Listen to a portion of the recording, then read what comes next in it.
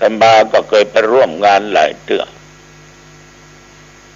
ต่อออกไม่ออกเลยไม่โจ้ไปก่อนจะถึงโรงพยาบาลเปิดสันทรายถ้าขึ้นไปก็ซ้ายมือล่องมาก็ขวามือจะปะวัดห้วยเกียงสืบเจตาตะวาเปิ้นตั้งขาเจตาไว้4ก็ประดับประดาตามโบราณตามประเพณีวัฒนธรรมที่เราปฏิบัติกันมาบางก็ยังมีโกยมีอ้อยเนาะมีหนุนมันก็ต่างก็มีความหมายเหมือนกันหมดเสา4เสานั่นน่ะญาติโยมมันก็หมายถึงพุทธบริษัททั้ง4เสาหนึ่งก็คือตุเจ้าคือพระภิกษุสามเณรเสาที่2ก็คือภิกษุณีเอาหมีเอาเน้นแดนเนี่ยเสาที่3อุบาสกก็หมายถึงโยมปัจจัยเสาที่4อุบาสิกาก็หมายถึงญาติโยมผู้หญิงเอาพุทธบริษัททั้ง4เนี่ยไม้กำทั้งหลายเนี่ยจะมาทั้งฝ่ายมาสุ่มกันมัดเตยหันบางทีก็มัดมันถึงมันเพราะมันเป็นเงี้ยงดูน้องก็มากำมาสุ่มกันจ้างมันล้มก็มาล้มพุทธศาสนาของเราจะยืนยัดยั่งยืนอยู่ได้ก็ต้องอาศัยพุทธบริษัททั้ง4ช่วยกันในด้านการศึกษาธรรมปฏิบัติธรรมรักษาธรรมรวมถึงรักษาศีลด้วยตัวเจ้าอยู่วัดอยู่วาก็รักษาศีลรักษาธรรมพัฒนาวัดวาอารามเป็นที่เพิ่งปะเป็นที่เพิ่งใจธรรมะแก่ญาติแก่โยมบัดจักบัดจุงญาติโยมตกหลุมบรรนำญาติโยมไปในทางที่บัจใจศาสนาคำสอนของพระพุทธเจ้าเราก็ได้ชื่อว่าเอาปฏิบัติหน้าที่ของเราสามเณรก็เป็นนอเนื้อเป็นทายาทเณรวันนี้ก็จะเป็นตุเจ้าในวันข้างหน้าอยู่ต่อไปก็จะได้เป็นเจ้าอาวาสเป็นเจ้าคณะตำบลเป็นเจ้าคณะอำเภอจนถึงเจ้าคณะจังหวัดเอาแทนภิกษุณีถึงยุคปัจจุบันจะมีพ่องในประเทศไทยยังเหมือนนักเด้อเนาะเน้นก็ต้องเป็นเน้นที่ดีภิกษุณีก็ต้องเป็นภิกษุณีที่ดีอุบาสกก็ตั้งอยู่ในศีลในธรรมอุบาสิกาก็ตั้งอยู่ในศีลในธรรมมันเหมือนไม้กำต่างคนต่างยันต่างคนต่างรักษาความมั่นคงแข็งแกร่งเบื่อได้ล้มบางศาสนาอื่นนะมาย่ำมายีได้เปิ้นก็ดีของเปิ้นเฮาก็ดีของเฮาก็ช่วยกันรักษาก็คือรักษาศีลรักษาธรรมปฏิบัติตามศีลตามธรรมเนี่ยการสืบชะตามีความหมายหลายอย่างเนาะก็ญาติโยมก็ถึงหูนะทุกสิ่งทุกอย่างมีในหันหมดมีความหมายลึกซึ้งอันนี้ทุกเจ้าก็โดยย่อโดยสังเขปพ่อออกแม่ออกญาติโยมทั้งหลายได้ฟังกันก็ปิดมาถึงวัดก็พอบ่าย2 โมงครึ่งนะขอบใจญาติโยมทุกคนเด้อบาศกบาสิกาไปร่วมงานกันนักลงที่วัดห้วยเกียงนี่นะความสามัคคีมีที่ไหนความสำเร็จเกิดมีที่หั่นต้องขออนุโมทนาขอบใจต่อแม่นางฟันหลวงดีนะพร้อมกับลูกกับเต้าและโยมฤทธิ์ใจตาเนาะเพิ่นอยู่ที่อำเภอแม่อ้อนจังหวัดเชียงใหม่เนี่ย เพราะนั้นตัวลุงก็ไปเทศเนาะที่แม่อ่อนสากรหนึ่งนั่นนะแม่ได้เปิ้นก็ฟังรายการธรรมะปกิณกะตอนเย็นเปิ้นเปิดฟังเปิ้นว่าเปิ้นฟังถึงวันแม่เข้าอกเข้าใจง่ายดีแต่ว่านี่มาวัดหนองตองพระอาตมาสักคำอาตมากำลังเดินทางกลับแม่มาถึงวัดก็2 โมงป่ายเดินทางกลับไปละถึงบ้าน2 โมงป่ายก็ได้ปะด้วยน้ำจิตน้ำใจแม่ก็ยังได้พาลูกเต้าหลานเหลนไปพ่อสถานที่ศึกษาธรรมปฏิบัติธรรมที่นอกขอบใจเนอะอายุวันโนสุขังพลังเนอะจงบังเกิดต่อแม่นางวันดวงแล้วก็ยมฤทธิ์ใจตาเป็นอย่างมากนะขออนุโมทนาเนอะต่อผู้มีศรัทธาทุกเจ้าราคาศรัทธาถึงยุ่มได้ศรัทธาข้าทุกเจ้าก็มีไผจักจูงเชิญชวนชี้แนะชี้นำในด้านจิตวิญญาณเขาก็บอกงูอันไหนเป็นบุญอันไหนเป็นบาปก็เรียกว่าศรัทธากับทุกเจ้าต่างอาศัยซึ่งกันและกันพออยู่ในสังคมในโลกเดียวกันใบนี้เดียวกันจะเอามาฮักกันไผจะมาฮักเฮาทุกเจ้าอยู่วัดก็ปฏิบัติตามศีลตามธรรมตามหน้าที่ของตัวเองศรัทธาก็ต้องปฏิบัติตามหน้าที่ของศรัทธาช่วยกันอุปถากอุปถัมภ์บำรุงพุทธศาสนาบำรุงตุเจ้าพระเน้นที่อยู่วัดอยู่ว่าอย่างพ่อไม่ออกที่กล่าวนามาพระวินานสุขแม่คำตะมาฟูนี่ก็ได้พบได้ปะวันที่ไปบวชที่วัดบ้านปงนั่นนะดีอกดีใจลงพร้อมกับโยมอภิลักษ์และโยมสมพรแดนเจริญนอกจากนั้นก็ยังมีนายจีนางบัวคำอินใจมาบ้านปงมดอันนี้ก็เข้าไปอู้ไปจ๋าไปสนทนากันเรื่องศีลเรื่องธรรมเรื่องบุญเรื่องกุศลต้องขอบใจต่อญาติต่อโยมที่ติดตามฟังรายการธรรมะก็ถึงบอกว่าปกิณกะนะท่านทั้งหลายเขาอยู่ถึงวันเนี้ยขึ้นชื่อว่าชีวิตนั่นน่ะโยมมันจะราบรื่นบ่มีอุปสรรคใดๆเลยนั้นเป็นไปบ่ได้เป็นไปบ่ได้เป็นไปบ่ได้ญาติโยมการดำเนินชีวิตของคนเราถึงวันมันต้องเจออุปสรรคบ่น้อยก็นักบอกว่าญาติโยมว่าตุเจ้าแม้แต่อาตมาภาพแม้แต่องค์สมเด็จพระสัมมาสัมพุทธเจ้าก็ต้องมีอุปสรรคต้องมีปัญหาเกิดขึ้นนะอุปสรรคนั่นนะญาติโยมจะไปกลัวมันเนอะจะไปกลัวมันมีไว้แก้ไข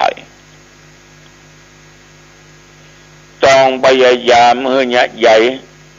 มันผ่านไปชีวิตอย่างมันราบรื่นบ่มีอุปสรรคคงเป็นไปบ่ได้ถ้าเหนื่อยถ้าท้อแท้ต่อชีวิตญาติโยมทนบ่ไหวแต่นะบ่ไหวละอย่างปล้ำบะเหลือในฐานะที่ญาติโยมเป็นเจ้าพุทธฟังตัวเจ้าอู้ธรรมะอยู่ตลอดเนี่ยเขา จะบอกคาถาเนี่ยมี3 ตัวก็สามารถที่จะบรรเทาอุปสรรคหมู่นั้นหมดหายไปได้นั่นก็คือญาติโยมมันภาวนาเนอปอออกไม่ออกเขาจะเจ็บจะป่วยจะเมื่อยจะไข้จะนอนติดเตียงไปไหนบ่ได้กินข้าวบ่ลำกินน้ำบ่ลง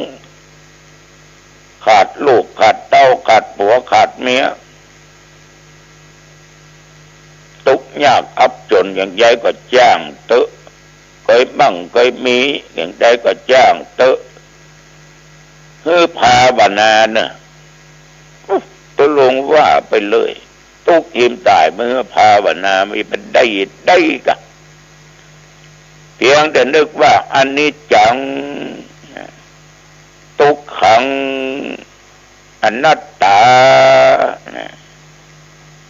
ทุกสิ่งทุกอย่างนั่นนะโยมตั้งแต่เกิดจากท้องแม่มาเนี่ยมันถึงมีโลกอุปสรรคต่างๆมันถึงบราบรื่นชีวิตเอาเพราะมันเป็นอนิจจังเป็นของบัดเที่ยงแต่แน่นอนมันถึงทุกข์มาตั้งแต่เมื่อน้อยทุกข์ที่เขาบอกนะทุกสิ่งทุกอย่างญาติโยมเอาผ่านความทุกข์ใหญ่มาอยู่ขณะนี้อายุปุ่นนี้มันก็เป็นอนิจจังเกิดในเบื้องต้นแปรปรวนในท่ามกลางในที่สุดก็ดับหายไปสลายไปเขาเคยเมื่อยมันก็หายได้เขาบอกเคยลุกได้มันก็ลุกได้ลุกได้มันก็นอนแทบได้นอนแทบจังมันพยายามมันถึงลุกได้พระตัวเจ้าหลวงตองยังเตียวไปเตียวมาได้ละหัน อย่าท้อแท้ต่อชีวิตอย่าท้อแท้ต่ออุปสรรคมันอนิจจังเกิดแก่เจ็บตายเป็นเรื่องธรรมดาแต่มันก็บ่ธรรมดาถ้ามีชีวิตอยู่สู้มันต่อไปจึงบอกแล้วว่าอนิจจังทุกขังความทุกข์ก็ผ่านมาดังที่ว่าพระตะเกียว่าโยมว่าทุเจ้าว่าไผ่ก็จ้างเพราะว่าคนล่ำคนรวยมียศถาบรรณาศักดิ์ตำแหน่งหน้าที่มีสัมปติมากมายก่ายกองเพราะว่าคนทุกข์คนยากคนจนก็ยิ่งผ่านความทุกข์มาหมดมีก็เป็นทุกข์บ่มีก็เป็นทุกข์มันทุกขังว่าทุกคนอิ่มพ้นแล้วสรุปมันบ่ใจตัวบ่ใจตนเนี่ยเนาะมันเป็นเพียงแต่สมมุติฉะนั้นมันต้องเจ็บต้องเป็นต้องเมื่อยต้องไข้ต้องตายต้องแก่โอ้สเปดะปะสิ่งที่ปรารถนาสมปรารถนาผสมปรารถนาฉะนั้นญาติโยมการดำเนินชีวิตของเฮานั้นจะให้มันราบรื่นบ่มีอุปสรรคเห็นเลยคงเป็นไปบ่ได้ท่านเอ่ยปกเหนื่อยใจท้อแท้นะพ่อออกไม่ออกโจทย์ว่าทนเบาไหวแล้วก็คือภาวนาว่าอนิจจังทุกขังอนัตตาทุกอย่างมันผ่านมาแล้วคำเดียวมันก็จะผ่านไปแถมที่เราประสบมันก็จะผ่านไปหันอันนี้ตุเจ้าวัดหนองตองก็ขอฝากไว้เนอะเอาละคำเดียวธรรมาภาพก็จะเตรียมเนื้อเตรียมตัวไปพิธีในวันป่อแห่งชาติอายุวันโนสุขังพลังจงบังเกิดมีแก่ญาติโยมท่านผู้ฟัง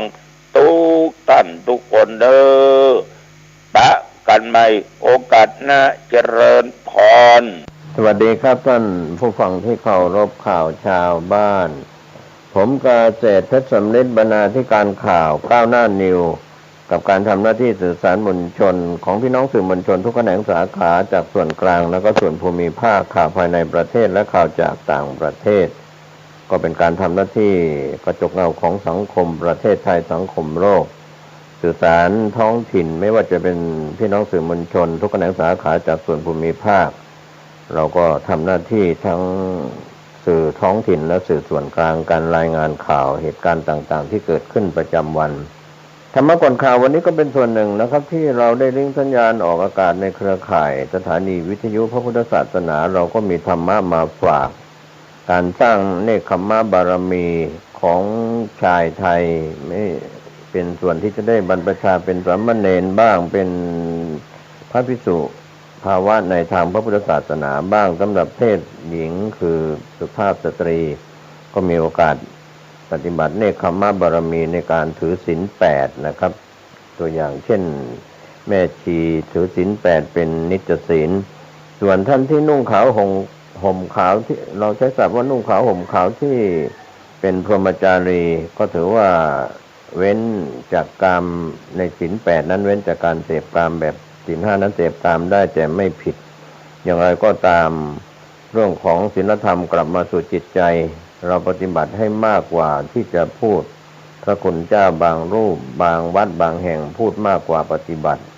ก็คือชวนญาติโยมพูดคุยเดรัจฉานวิชาเรื่องทำมาหากินเรื่องโลกเรื่องการบ้านการเมืองที่เป็นส่วนใหญ่ไม่พูดถึงศีลธรรมที่เป็นแก่นเป็นสารที่เป็นศีลสมาธิปัญญานะครับก็เป็นเรื่องราวที่เราอาจจะเสียเวลาซึ่งเรามีเวลาเท่ากันในรอบ24ชั่วโมงข่าวแรกวันนี้ก็เป็นข่าวภาพข่าวที่อนุโมทนาสาธุการโดยทางรองผู้บัญชาการตำรวจแห่งชาติพลตำรวจเอกต่อศักดิ์สุวิมลได้เข้าสู่ร่มเงากาสาวพัสลาอุปสมบทก็เป็นการร่วมอนุโมทนาบุญของฝ่ายบรรพชิตและคฤหัสถ์ที่ได้รับรายงานข่าวภาพข่าวร่วมอนุโมทนาบุญกับพลตำรวจเอกต่อศักดิ์สุวิมลเข้าทำการอุปสมบทภายใต้ร่มเงากาสาวพัสเป็นพระภิกษุเมื่อวันเสาร์ที่3ธันวาคม2565ก็ถือว่าปล่อยให้บิ๊กโจ๊กลุยตู้เห่าคนเดียวสู้ๆนะครับอย่างน้อยตู้เห่าเลิกกินโจ๊กโดยปริยายไปแล้วอย่าไปอยู่ภายใต้ร่มเงากาสาวพัสอีกคนข่าวขึ้นมาเรื่องนี้ทางทีมข่าวได้รับรายงานกันเข้ามานะครับจากมติชนออนไลน์โดยในรายละเอียดของข่าวได้รายงานว่าพลตำรวจเอกต่อศักดิ์สุวิมลรองผู้บัญชาการตำรวจแห่งชาติได้เข้าพิธีบรรพชาอุปสมบทก็มีพระอาจารย์เทียนชัยชยธีโปเจ้าอาวาสเป็นพระอุปชาของวัดเทพสรธรรมารามตำบลบ้านใหม่อำเภอเมืองจังหวัดปทุมธานีเมื่อวันที่3ธันวาคม2565ที่ผ่านมาเสร็จแล้วก็จะเดินทางไปยังสถานธรรมปฏิบัติธรรมที่วัดป่าภูทับเบิกตำบลวังบานอำเภอร่มเกล้าจังหวัดเพชรบูรณ์จนถึงวันที่11ธันวาคม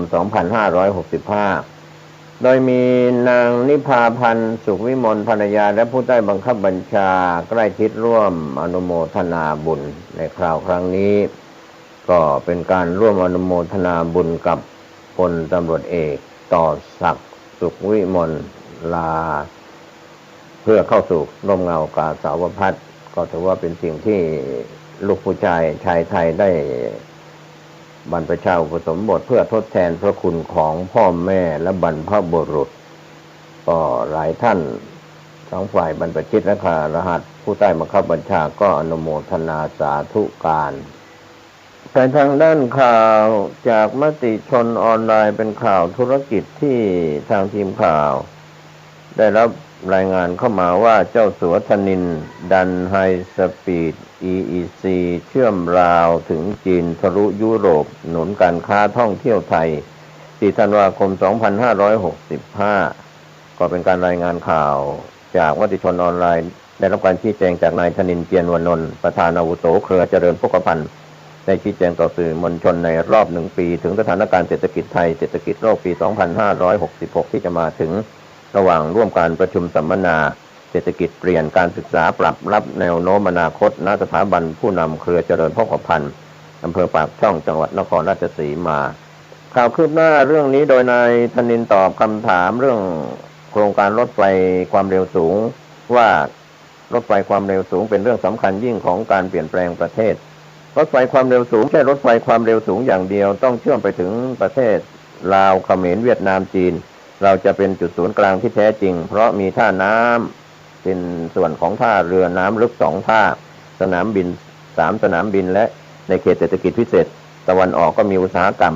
รายได้ GDP 70%ของประเทศแต่การทำแค่ตรงนี้ไม่พอต้องเชื่อมไปถึงประเทศลาวกับจีนที่สร้างถึงราวแล้วเพราะเมืองคุนหมิง12 ปันนามีทั้งคนจีนคนทั่วโลกมาเที่ยว700 ล้านคนถ้าเราเอารถไฟมาเที่ยวเมืองไทยสัก 20-30 ล้านคนเมืองไทยก็ไม่มีที่ให้เที่ยวก็มีความหมายมากแต่อย่ามองสั้นๆ220 กิโลเมตรดอนเมืองถึงสุวรรณภูมิถึงอุตภเปาสิ่งสำคัญต้องไปเชื่อมประเทศเพื่อนบ้านเอาสินค้าจากท่าเรือไปขายให้กับลาวจีนทะลุไปถึงยุโรปโดยนายธนินทร์กล่าวเรื่องนี้สำหรับเมกะโปรเจกต์รถไฟความเร็วสูงเชื่อม3สนามบิน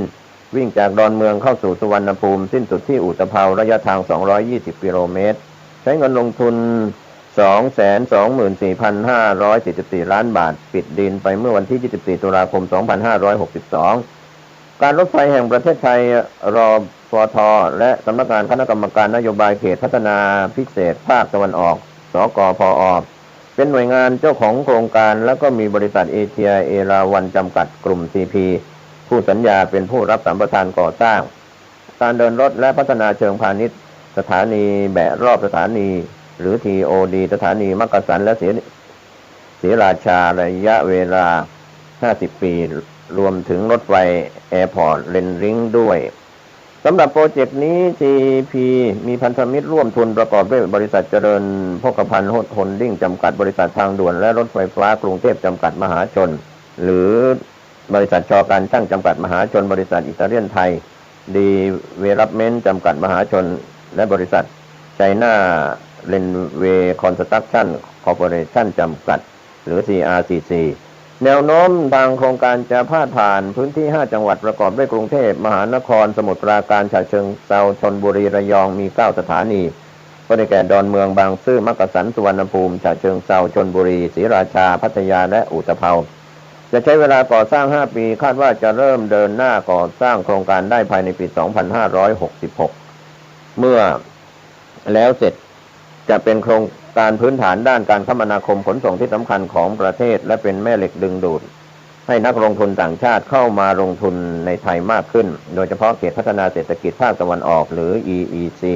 ที่รัฐบาลกำลังขับเคลื่อนเพื่อดันประเทศไทยเป็นศูนย์กลางของภูมิภาคได้อย่างสมบูรณ์นะครับก็เป็นเรื่องราวข่าวคืบหน้าที่ทางมติชนออนไลน์ได้รายงานข่าวเศรษฐกิจนะครับเจ้าสัวธนินทร์ดันไฮสปีด EECเชื่อมลาวจีนทะลุยุโรปหนุนการค้าท่องเที่ยวไทยครับคุณน่าจะได้รายงานเพิ่มเติมในทางด้านข่าวผู้จัดการออนไลน์รายงานข่าวสาธารณสุขเข้มออนไลน์ห้ามขายช่อดอกกัญชาเผยผลศึกษาสกัดกัญชาในผู้ป่วยระบบประสาทเห็นผลดีขึ้นก็เป็นเรื่องราวข่าวคืบหน้าที่น่าสนใจโดยรองโฆษกรัฐบาลเผยสาธารณสุขตรวจเข้มเตือนแพลตฟอร์มค้าออนไลน์ห้ามเปิดให้ขายช่อดอกกัญชาด้านกรมการแพทย์เผยผลศึกษาใช้สารสกัดกัญชาในผู้ป่วยระบบประสาทเห็นผลช่วยคุณภาพชีวิตให้ดีขึ้น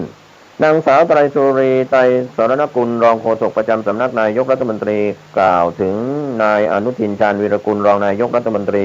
และรัฐมนตรีว่าการกระทรวงสาธารณสุขได้กำชับหน่วยงานของกระทรวงสาธารณสุขให้ดูแลการใช้ประโยชน์จากกัญชาให้เป็นไปตามกฎหมายโดยเฉพาะประกาศของกระทรวงสาธารณสุขเรื่องสมุนไพรควบคุมกัญชาพุทธศักราช 2565 ฉบับลงวันที่ 11 พฤศจิกายน 2565 มีผลบังคับใช้ 24 พฤศจิกายน 2565 เน้นควบคุมช่อดอกกัญชาเพื่อให้เป็นไปตามข้อกำชับดังกล่าวกรมการแพทย์แผนไทยและการแพทย์ทางเลือกได้มีการติดตามการขายช่อดอกกัญชาผ่านแพลตฟอร์มออนไลน์อย่างใกล้ชิดเนื่องจากตามประกาศนอกจากจะห้ามการขายช่อกัญชาแก่เด็กอายุต่ำกว่า 20 ปีแล้วนั้นนักเรียนนักศึกษาสตรีมีครรภ์หรือสตรีท ที่อยู่ระหว่างให้นมบุตรตลอดจนห้ามขายผ่านตู้อัตโนมัติแล้วยังห้ามขายผ่านช่องทางอิเล็กทรอนิกส์ทุกประเภทด้วยก็เป็นส่วนที่เราได้รับรู้รับทราบเรื่องนี้กันเข้ามาความคืบหน้ากรมการแพทย์แผนไทยได้มอนิเตอร์ช่องทางอิเล็กทรอนิกส์และพบว่าหลังมีการประกาศกระทรวงฉบับใหม่แล้วที่ห้ามแต่ก็ยังมีการขายช่อดอกกัญชาในแพลตฟอร์มการค้าออนไลน์ตรงนี้ก็มีการทำหนังสือแจ้งไปยังแพลตฟอร์ม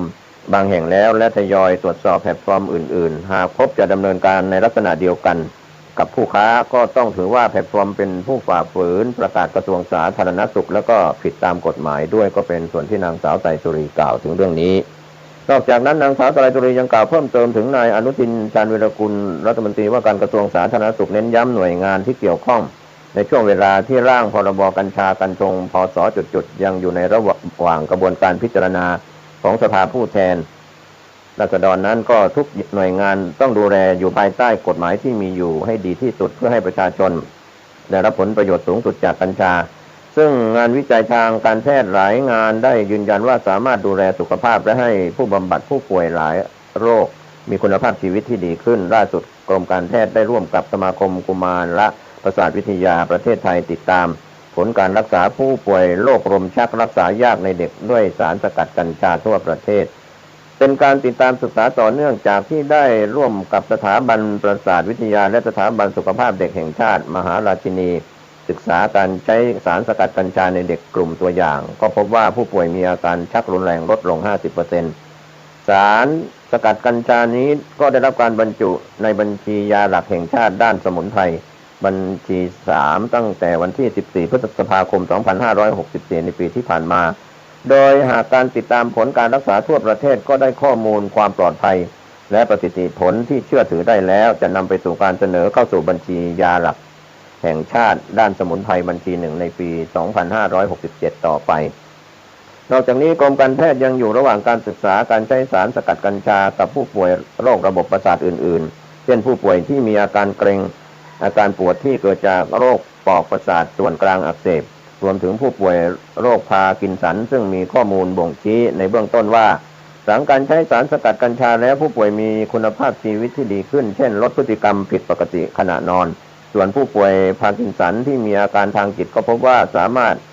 อาการทางจิตลดลงซึ่งจะมีการขยายผลการศึกษาให้กว้างขวางต่อไปก็เป็นข้อมูลที่ทางนางสาวไตรสุรีไตรสรณกุลรองโฆษกประจำสำนักนายกรัฐมนตรีได้ออกมาชี้แจงในเรื่องของข่าวเกี่ยวข้องกับกัญชาข่าวคืบหน้าจะได้รายงานเพิ่มเติมไปทางด้านข่าวไทยโพสต์ออนไลน์รายงานข่าวที่น่าสนใจในช่วงนี้เข้ามาถึงผู้บัญชาการตำรวจแห่งชาติสั่งเฉียบขาดจัดการทุนจีนสีเทาลั่นไม่มีมวยล้มอีก3 สัปดาห์ต้องชัดเจน5 ธันวาคม 2565การสืบสวนสอบสวนเพื่อเอาผิดและทลายเครือข่ายทุนจีนสีเทาที่มีตู้ห่าวเป็นตัวการใหญ่ถือว่าเป็นคดีใหญ่ที่ประชาชนทั้งประเทศกำลังเฝ้าติดตามการทำงานของตำรวจอย่างใกล้ชิดว่าสุดท้ายแล้วเรื่องนี้ตำรวจที่นำทีมโดยพลตำรวจเอกสุรเชษฐ์หักพานรองผู้บัญชาการตำรวจแห่งชาติและพลตำรวจเอกต่อศักดิ์สุขวิมลรองผู้บัญชาการตำรวจแห่งชาติจะสอบสวนขยายผลไปถึงคนที่อยู่เบื้องหลังเครือข่ายธุรกิจทุนจีนสีเทาได้มากน้อยแค่ไหนหลังพบว่าเรื่องนี้เริ่มมีความเชื่อมโยงไปถึงเครือข่ายนักการเมืองหลายคนรวมถึงนักธุรกิจและคนมีสีอีกจำนวนไม่น้อยทางด้านพลตำรวจเอกดำรงศักดิ์กิติประภัสผู้บัญชาการตำรวจแห่งชาติได้ชี้แจงเพิ่มเติมกับทีมข่าวว่ายืนยันถึงเรื่องการสืบสวนสอบสวนเครือข่ายธุรกิจทุนจีนสีเทาของตำรวจในขณะนี้ว่าเรื่องนี้เริ่มมาจากความคืบหน้าที่ทางพลตำรวจเอกดำรงศักดิ์กิติประภัสผู้บัญชาการตำรวจแห่งชาติได้ชี้แจงกับทีมข่าวว่าหลังจากการสืบสวนสอบสวนเครือข่ายธุรกิจทุนจีนสีเทาของตำรวจในขณะนี้มีความคืบหน้าเริ่มจากการไปตรวจพบการกระทำความผิดในสถานบริการเช่นผับท็อปวันสถานบันเทิงจิ้นหลิงตั้งแต่ตนเองได้มารับตำแหน่งก็ได้เน้นมาตลอดว่าตำรวจต้องไปตรวจสอบสถานบริการเพราะแต่ก่อนก็ยอมรับว่าตำรวจจะละเลยฝ่ายปกครองไปตรวจจับเมื่อไหร่ก็เจอเด็กอายุต่ำกว่าเกณฑ์เข้าไปเป็นร้อยเข้าไปใช้บริการก็มองว่าเรื่องนี้ต้องเข้มงวดโดยหลังเข้ารับตำแหน่งเมื่อวันที่1 ตุลาคม 2565 ที่ผ่านมาตนได้สั่งให้มีการตรวจสถานบริการต้องมีการสุ่มตรวจอย่างต่อเนื่องอย่าให้มีเด็กเข้าไปเที่ยวอย่าให้มียาเสพติด ต้องไม่ให้เปิดเกินเวลาก็เลยเกิดเหตุที่พัทยาเจ้าของโวยวายว่าเคลียร์กับตำรวจกับผู้ว่าราชการจังหวัดแล้วต่อมาก็ออกมาปฏิเสธว่าไม่จริงแต่ก็ได้มีการดำเนินคดีในข้อหาปลอมบัตรประชาชนต่อมากับกรณีสถานบันเทิงจิ้นหลิงเกิดจากผู้บัญชาการตำรวจนครบาลสืบทราบมาว่าสถานบริการแห่งนี้น่าจะมีการทำผิดกฎหมายและแอบเปิดในที่ลับแม้ใช้ระบบเมมเบอร์ที่เข้าข่ายต้องสงสัยตำรวจจึงเข้าไปตรวจค้นแล้วก็พบการเสพยาเสพติดจำนวนมากที่เป็นกลุ่มคนจีนตัวนายชูวิทย์กมลวิสิทธิ์ก็ได้นำข้อมูลมาให้เพิ่มเติมส่วนหนึ่งทางด้านพลตำรวจเอกสุรเชษฐ์หักพานรองผู้บัญชาการตำรวจแห่งชาติที่ได้สั่งการให้พลตำรวจเอกสุรเชษฐ์ดำเนินการเรื่องนี้อย่างจริงจังแล้วก็พลตำรวจเอกต่อศักดิ์สุขวิมลรองผู้บัญชาการตำรวจแห่งชาติรับผิดชอบด้านการปราบปรามจึงบอกให้ไปช่วยกันดูแลเรื่องนี้ทำให้พลตำรวจเอกต่อศักดิ์ได้เข้ามาซึ่งตอนนี้ก็ช่วยกันทำงานใครมีข้อมูลอะไรก็ทำกันไปถือว่าได้มีการขยายผลอย่างต่อเนื่องหลังจากมีการตรวจค้นผับจินหลิงจนพบว่ามีความเกี่ยวข้องกับตู้ห่าวเลยมีการดำเนินคดีกับตู้ห่าวในข้อหาร่วมกันสมคบและทำความผิดมีการยึดอายัดทรัพย์สินเครื่องบินส่วนตัวต่างๆตามที่เป็นข่าวโดยฝ่ายปปส.ที่ได้รายงานข่าวคืบหน้าในการดำเนินการและเราจะขยายผลว่าหากอะไรที่ผิดกฎหมายไม่ว่าจะเป็นการเปิดสถานบริการผิดกฎหมายการเข้าเมืองโดยผิดกฎหมายการปลอมแปลงบัตรประชาชนการใช้วีซ่าผิดประเภทเข้ามาแล้วมาหลอกเจ้าหน้าที่เช่นขอเข้ามาทำงานในมูลนิธิแต่ว่าไม่ได้ทำจริงต่อไปเราจะมีการตรวจสอบทั้งระบบโดยเราจะเพิ่มความเข้มข้นในเรื่องของการที่มีเกี่ยวข้องกับชาวต่างชาติที่เข้ามาแฝงตัวมาทำอะไรในเมืองไทยที่เป็นลักษณะไม่ใช่สีขาวแต่เป็นสีเทาสีดำเราจะดูแลอย่างเข้มงวดก็เน้นหนักไปแล้วว่าต่อไปต้องเข้มงวดอย่างต่อเนื่องใครที่เกี่ยวข้องถึงแม้จะไม่สามารถดำเนินคดีได้อย่างชัดเจนแต่ก็จะต้องถูกโยกย้ายในคำสั่งหน้านี้พวกตม.อะไรต่างๆเราก็อยากจะกวาดบ้านตัวเองให้สะอาดประเด็นนี้สังคมจับตามองกันมากเพราะข่าวอาจจะมีการเชื่อมโยงกับนักการเมืองคนเลยมองกันว่าตำรวจจะเอาจริงเอาจังแค่ไหนตำรวจเอาจริงเอาจังแน่นอนยืนยันว่าเอาจริงแต่ขอให้ขึ้นอยู่กับพยานหลักฐานหากพยานหลักฐานถึงมีชัดเจนก็ต้องเอาจริงเพราะตอนนี้ไม่ได้เร่งรัดอย่างเดียวแต่ได้ขยายผลก็ขอให้มีหลักฐานก็ขอให้มีการตรวจสอบกันภาย 2-3 สัปดาห์นี้ขยายผลความคืบหน้าเรื่องนี้ให้จบอย่าให้นานเกินไปหากนานเกินไปก็จะหาว่าหาก 2-3 สัปดาห์นานเกินไปแล้วถ้าไม่ถึงก็บอกว่าไม่ถึงก็บอกว่าถึงชัดเจนเพราะหากค่อยๆหายไปเดี๋ยวก็จะหาว่ามวยล้มต้มคนดูยืนยันได้หรือไม่ว่าจะไม่มีการเมืองเข้ามาแทรกแซงการทำคดีของตำรวจเรื่องนี้ทางพลตำรวจเอก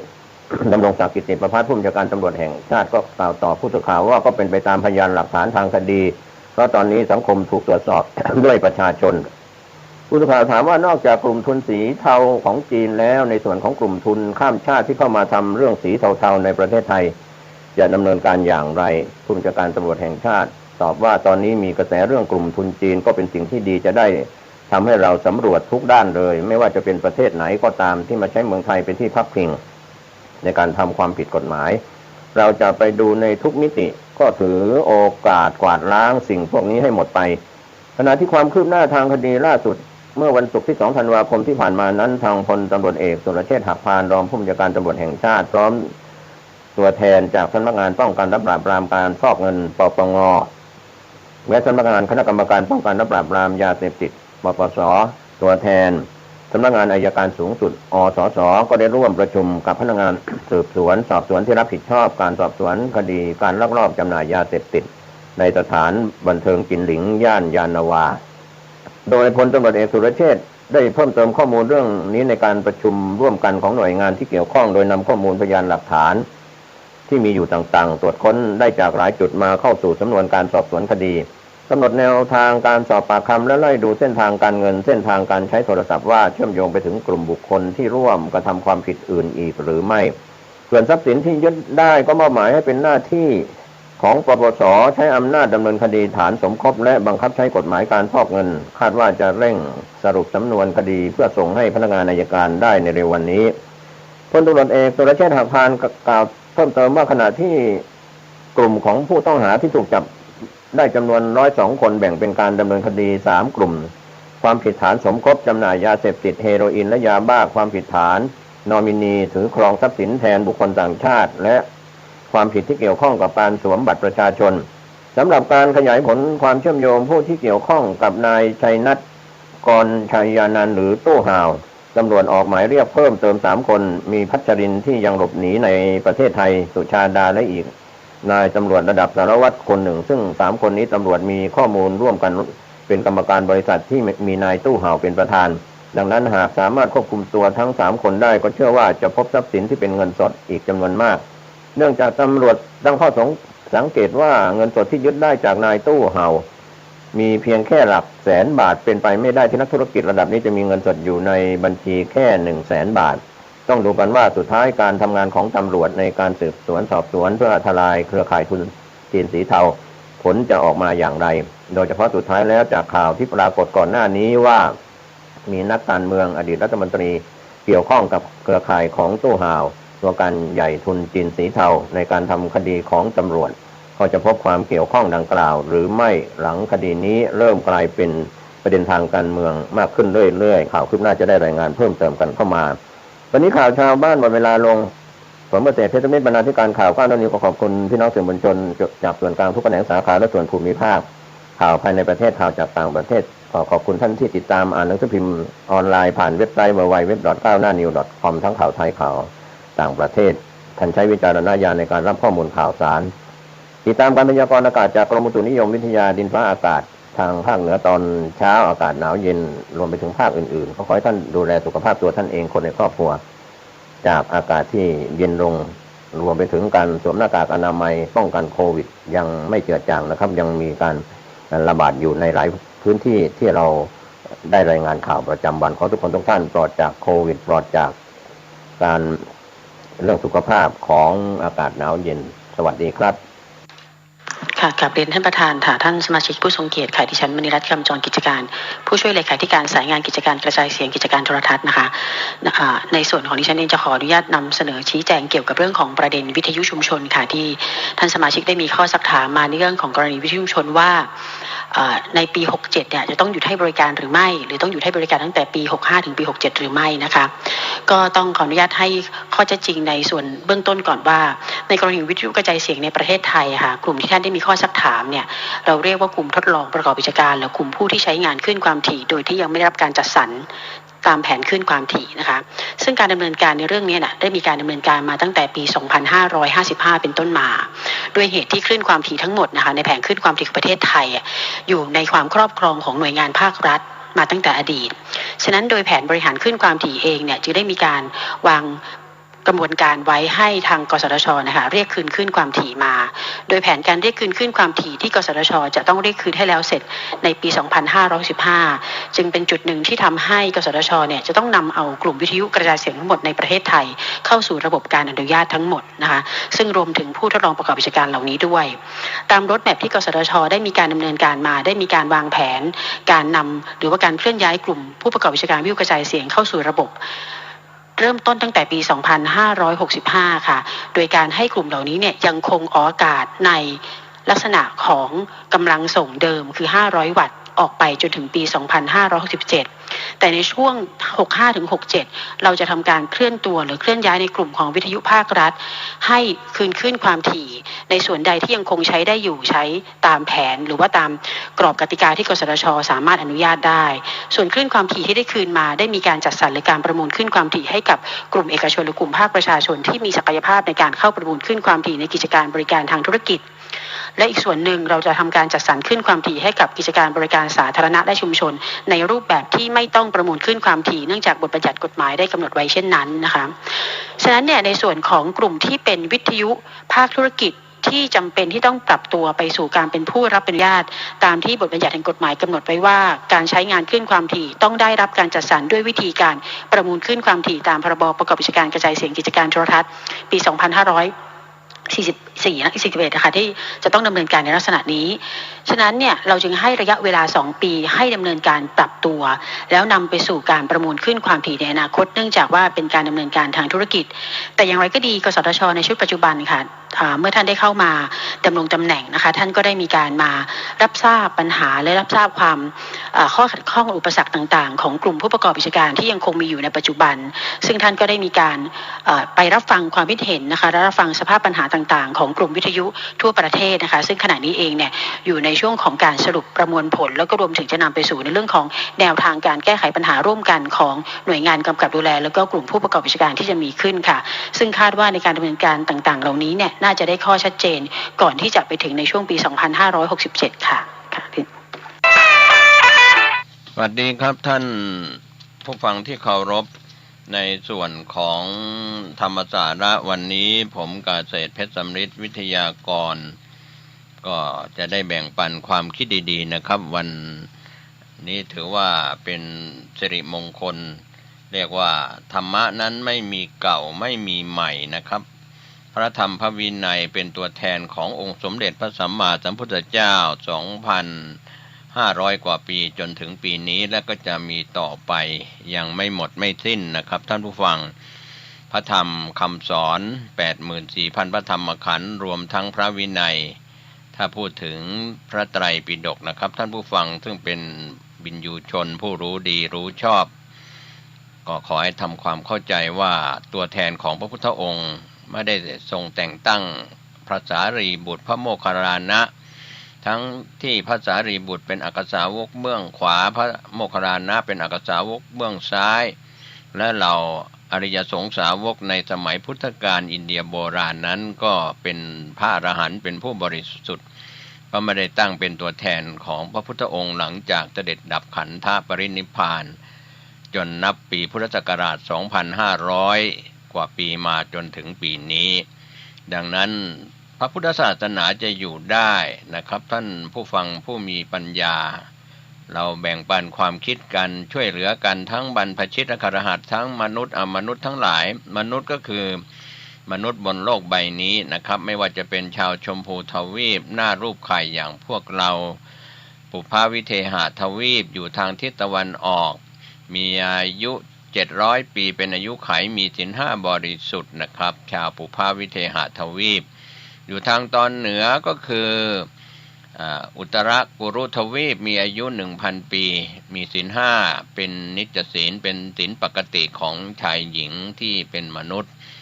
นอกจากนั้นอัปราโคยานทวีปอยู่ทางทิศตะวันตกนะครับก็มีอายุ500 ปีมีความเป็นอยู่คล้ายๆเทวดานะครับก็มีอายุไขแน่นอน500 ปีแล้วก็ถือศีล 5เคร่งครัดในศีล 5เป็นหลักปฏิบัติในชีวิตประจำวันก็เรียกว่าแดนมนุษย์3ทวีปไม่ว่าจะเป็นปุพพวิเทหทวีปมีอายุ700 ปีมีศีล 5เป็นพื้นฐานของความเป็นมนุษย์อุตรกุรุทวีปอยู่ทางตอนเหนือมีอายุ 1,000 ปีมีศีล 5อัปราโคยานทวีปอยู่ทางตอนตะวันตกก็มีศีล 5อายุ500 ปีแต่ชาวชมพูทวีปเราอยู่ทางตอนใต้อายุขึ้นลงเพราะเรื่องของศีล 5นี่แหละครับท่านผู้ฟังเพราะการปฏิบัติแค่ศีล 5เนี่ยจะเป็นพื้นฐานของความเป็นมนุษย์ที่สมบูรณ์บริบูรณ์จริงๆขอให้เราได้รักษากันกฎหมายก็ศักดิ์สิทธิ์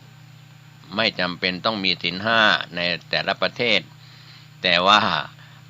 ศีล 5น่ะสำคัญยิ่งกว่ากฎหมายที่จะตรากฎหมายบัญญัติกฎหมายไว้ในแต่ละประเทศถ้าเรามนุษย์ในชมพูทวีป100 กว่าประเทศทั่วโลกทำไมต้องมีกฎหมายเพิ่มเติมเข้ามาเพราะในต่างประเทศอาจจะไม่ได้พูดถึงศีล 5ตามหลักคำสอนในทางพระพุทธศาสนาแต่ความเป็นมนุษย์ที่จะสมบูรณ์ทุกชาติทุกศาสนาของชาวชมพูทวีปเราถ้าขาดศีล 5ฆ่าสัตว์เป็นอาจินลักทรัพย์เป็นอาจินเสพกามผิดเป็นอาจินกล่าวคำเท็จเป็นอาจินดื่มเครื่องดื่มเครื่องดองของเมาและยาเสพติดเป็นอาจินปัญหาต่างๆก็ไม่จบไม่สิ้นนะครับไม่ว่าท่านจะนับถือศาสนาใดพุทธคริสต์อิสลามซิกฮินดูหรือศาสนาในฝ่ายเถรวาทมหายานนะครับเพราะศาสนานั้นเป็นคำสอนผู้ปฏิบัติก็คือคนที่เป็นมนุษย์ดังนั้นพื้นฐานของความเป็นมนุษย์ที่สมบูรณ์ที่สุดก็คือการมีศีล 5ศีลเป็นเรื่องของความปกติของความเป็นมนุษย์ ถ้าเราผิดปกติก็คือเราทำผิดฆ่าสัตว์รักทรัพย์เสพกามที่ผิดกล่าวคำเท็จดื่มสุราเมรัยเครื่องดองของเมายาเสพติดเหล่านี้นะครับเป็นเรื่องการทำผิดศีลทุศีลศีลด่างศีลพ้อยอะไรก็แล้วแต่นะครับก็เป็นส่วนที่เราควรจะคิดจะพิจารณากันดังนั้นเราชาวชมพูทวีปนั้นอายุไขขึ้นลงก็เพราะศีลนี่เป็นยุคของการลียุคก็ยุคแห่งการเข็นฆ่าก็อายุก็ลดน้อยลง100 ปีลดลงไป1 ปี100 ปีลดลงไป1 ปีจากสมัยพุทธกาลอายุไขของมนุษย์100 ปีตอนนี้ลดลงมาเหลือ75เพราะว่าคนทำผิดศีลมากขึ้นไม่ปฏิบัติธรรมมากขึ้นนะครับท่านผู้ฟังดังนั้นอายุก็ลดลง100 ปีลดลงไป1 ปีช่วงต่ำกว่า100 ปีหรือเกิน100,000 ปีจะไม่มีพระโพธิสัตว์ที่เป็นตนบุญที่ได้รับการพุทธพยากรณ์จากพระพุทธเจ้าในอดีตที่เป็นนิยตมหาโพธิสัตว์ไม่มาตรัสรู้พระศรีอริยเมตไตรหรือพระศรีอานก็จะมาหลังจากอายุของมนุษย์ชาวชมพูทวีปเราลดน้อยลงไปในสังไขยสูตรนะครับพระสุตตันตปิฎกกล่าวถึงไว้ก็ลดลงไปจนถึงอายุไขแค่10 ปีคนเราก็มาเรียกว่าสังเวชใจว่าทำไมแม้แต่พี่น้องก็ฆ่ากัน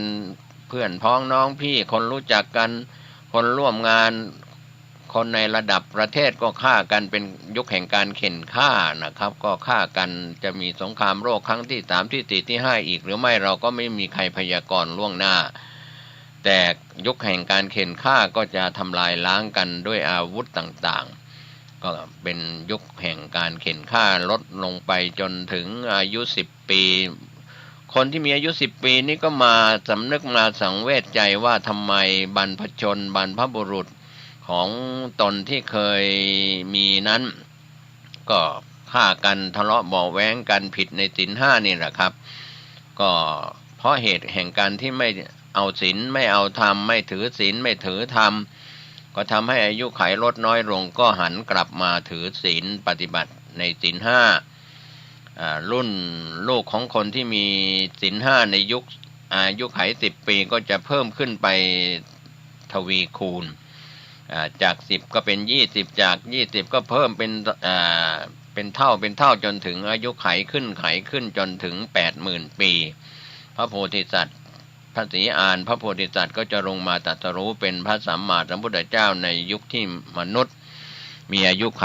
80,000 ปีนะครับเพราะว่าอยู่ในช่วงของการพิจารณาปัญจวิโลกนะนั้นจะไม่เกิน100,000 ปีแล้วก็ไม่ต่ำกว่า100 ปีเพราะว่าเกิน100,000 ปีเนี่ยสอนทุกขังอนิจจังอนัตตาสอนการเกิดขึ้นตั้งอยู่ดับไปพระไตรลักษณ์สอนได้ยากเพราะตั้งแต่เกิดมาถ้าเกิน100,000 ปีไปเป็นอสงไขยปีก็ไม่เคยเห็นแต่คนเกิดแต่ไม่ค่อยเห็นคนแก่หรือคนเจ็บคนตายเพราะอายุยืนชาวชมพูทวีปนี้จะมีอายุไขขึ้นเป็นอสงไขยปีนับไม่ได้ลดลงมาก็ต่ำเหลือ10 ปีที่เป็นยุคแห่งการเข็นฆ่าเพราะฉะนั้นในยุคนี้ถือว่าเป็นเขตของกาลียุคในปัจจุบันก็ฝากเตือนพวกเราทั้งมนุษย์ทั้งหลายก็เตือนให้ตั้งอยู่ในความไม่ประมาทไม่ว่าจะเป็นเรื่องของภัยพิบัติอะไรต่างๆเราก็อย่าไปเขาเรียกว่าอย่าไปหวั่นไหวเป็นจารศรัทธาเป็นศรัทธาที่หวั่นไหวควรจะเป็นอจารศรัทธาเดินตามรอยพระอริยเจ้าด้วยการปฏิบัติวิปัสสนากรรมฐานวิชาวิปัสสนากรรมฐานพระวิปัสสนาจารย์ก็น้อยลงสำนักวิปัสสนาก็น้อยลงก็จะเสื่อมสูญไปก่อนในส่วนของการปฏิบัติวิปัสสนากรรมฐานก็จะเสื่อมก่อนต่อด้วยเรื่องของพระไตรปิฎกในส่วนของอภิธรรมปิฎกเสื่อมก่อนในส่วนของอภิธรรมปิฎกคัมภีร์ที่7มหาปัฏฐานก็จะเสื่อมก่อนเป็นคัมภีร์ที่ยากแก่การศึกษายากแก่การที่จะเข้าไปรู้ในรายละเอียดก็เสื่อมไปตามการตามยุคตามสมัยนะครับเพราะว่าเราในยุคนี้เป็นยุคของการที่เรากำลังสนใจเรื่องของวิทยาศาสตร์มากกว่าพุทธศาสตร์ก็จะเป็นเรื่องที่สวนกระแสกันนะครับเพราะว่า สิ่งที่เราเรียนวิทยาศาสตร์นะครับก็ต้องการศึกษาในเรื่องของรูปธรรมเสียเป็นส่วนใหญ่ส่วนทางด้านนามธรรมด้านจิตใจก็ไม่ได้หันมาสนใจเรื่องของจิตวิทยาหรือการเรียนรู้ในเรื่องของจิตใจซึ่งเป็นนามธรรมก่อนรูปเวทนาสัญญาสังขารวิญญาณขันธ์ทั้ง5นั้นเราจะต้องศึกษาทั้งสองอย่างทั้งพุทธศาสตร์และวิทยาศาสตร์ศาสตร์ต่างๆที่เกิดขึ้นในโลกใบนี้โดยเฉพาะศึกษาที่เราศึกษากันตามศาสตร์ของมหาวิทยาลัยภายในประเทศหรือต่างประเทศก็ตามก็เป็นการศึกษาเพื่อการประกอบอาชีพไม่ใช่ทางพ้นทุกข์จบปริญญาตรีโทเอกจากในประเทศหรือต่างประเทศไทยก็ไปจบต่างประเทศกลับมาก็แล้วแต่นะครับเป็นศาสตร์ที่จบการศึกษามาเพื่อการประกอบอาชีพทำงานมีเงินมีค่าตอบแทนแล้วก็เกษียณอายุราชการหรือล้มหายตายจากไปแต่พุทธศาสตร์ศาสตร์แห่งการหลุดพ้นซึ่งพุทโธวิชาพุทโธวิชาวิปัสสนากรรมฐานที่เราได้ลงมือปฏิบัติกันพี่น้องชาวต่างประเทศไม่ว่าจะเป็นโซนเอเชียยุโรปอเมริกาในโซนต่างๆ100 กว่าประเทศทำไมสนใจมาศึกษาคำว่าศึกษาก็คือสนใจมาปฏิบัติทำไมต้องเสียค่าเครื่องบินข้ามน้ำข้ามทะเลมาแสวงหาตำนักปฏิบัติเพื่อปฏิบัติวิปัสสนากรรมฐานไม่ว่าจะเป็นวัดป่าวัดบ้านในยุคอดีตที่เราจำความกันได้จนถึงปัจจุบันนะครับท่านผู้ฟังแม้ในเวลานี้เราพยายามจะขยายพระธรรมทูตสายต่างประเทศของคณะสงฆ์ไทยไปยังต่างแดนก็เรียกว่ากำลังเห่อเหิมกันที่จะไปสร้างวัดไทยสาขาของวัดไทยที่มีอยู่ในต่างแดนนะครับในเถรวาทหรือมหายานก็ตามนั่นไม่ใช่เรื่องสำคัญเพราะว่าผู้ที่จะเป็นกำลังเป็นศาสนทายาทที่แท้จริงจะเป็นคนไทยหรือชาวต่างชาติถ้าไม่ได้ปฏิบัติหรือไม่ได้นำบุตรหลานมาเข้าสู่ร่มเงากาสาวพัสเป็นพระภิกษุเป็นสามเณรในปัจจุบันก็ยังไม่ได้เป็นศาสนทายาทแม้เราจะเป็นศาสนทายาทเป็นอุบาสกบัติการเราก็ต้องลงมือประพฤติปฏิบัติรู้ว่าอะไรคือรูปอะไรคือนามก็เรียกว่าดีกว่าคนเกิดมา100 ปีไม่รู้จักว่าอะไรคือรูปอะไรคือนามเพราะฉะนั้นเราต้องลงมือปฏิบัติถ้าเราไม่ปฏิบัตินะครับวันนี้ก็ไม่มีความหมายแม้ในขณะนี้หลักฐานที่หลงเหลืออยู่ที่เราได้ศึกษากันเรื่องของพุทธธาตุธาตุของพระพุทธเจ้าที่เราเรียกว่าพระบรมสารีริกธาตุที่เป็นส่วนของรูปธรรมก็ดีส่วนนามธรรมที่เป็นธรรมธาตุก็รวมไปถึงอรหันตธาตุธาตุของพระอรหันต์ผู้บริสุทธิ์หมดจดจากเครื่องเศร้าหมองกิเลส1,500ตัณหา108หรือว่าเครื่องเศร้าหมองโลภโกรธหลงซึ่งเป็นเหตุแห่งความทุกข์ที่เกิดขึ้นในทุกขสัตว์นะครับแล้วก็สมุทัยสัตว์เหตุแห่งทุกข์แล้วก็ทุกข์ตามมาก็ทาง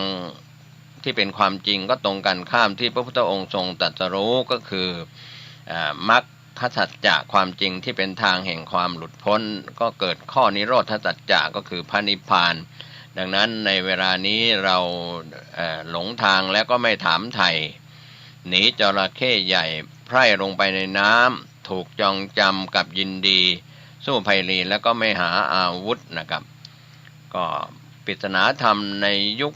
อดีตโบราณอาจารย์บัณฑิตกล่าวสอนไว้จะผูกเป็นปริศนาไว้ว่ากินเท่าไหร่ไม่หายอยากนอนมากไม่รู้จักตื่นรักผู้อื่นยิ่งกว่าตัวของคนกลัวกับกล้าปอกมะพร้าวเอาปากกัดลูกอ่อนรัดไว้ไม่ยอมวางหลงทางแล้วก็ไม่ถามไถ่หนีจระเข้ใหญ่ไพร่ลงไปในน้ำถูกจองจำกับยินดีสู้ไพลีไม่หาอาวุธใครไม่หยุดก็ไม่ถึงพระนิพพานนะครับเป็นปริศนาธรรมที่สำคัญก็กินเท่าไหร่ไม่หายอยากนี่นะครับก็คือมนุษย์เราเนี่ยนะกินเท่าไหร่ไม่หายอยากก็เพราะว่ามีเหตุแห่งทุกข์ที่เป็นสมุทัยก็คือความโลภที่มีเกิดขึ้นอยู่ความอยากที่ยังมีอยู่ตราบใดในบุคคลที่เป็นมนุษย์มนุษย์ทั้งหลายก็ไม่สามารถจะไปสู่การหลุดพ้นที่แท้จริงคือนิโรธสัจจะทางพระนิพพานที่สุดจุดหมายปลายทาง มรรคที่รออยู่ข้างหน้าของปุถุชนก็คือข้ามโคตรปฏิบัติวิปัสสนากรรมฐานผ่านญาณ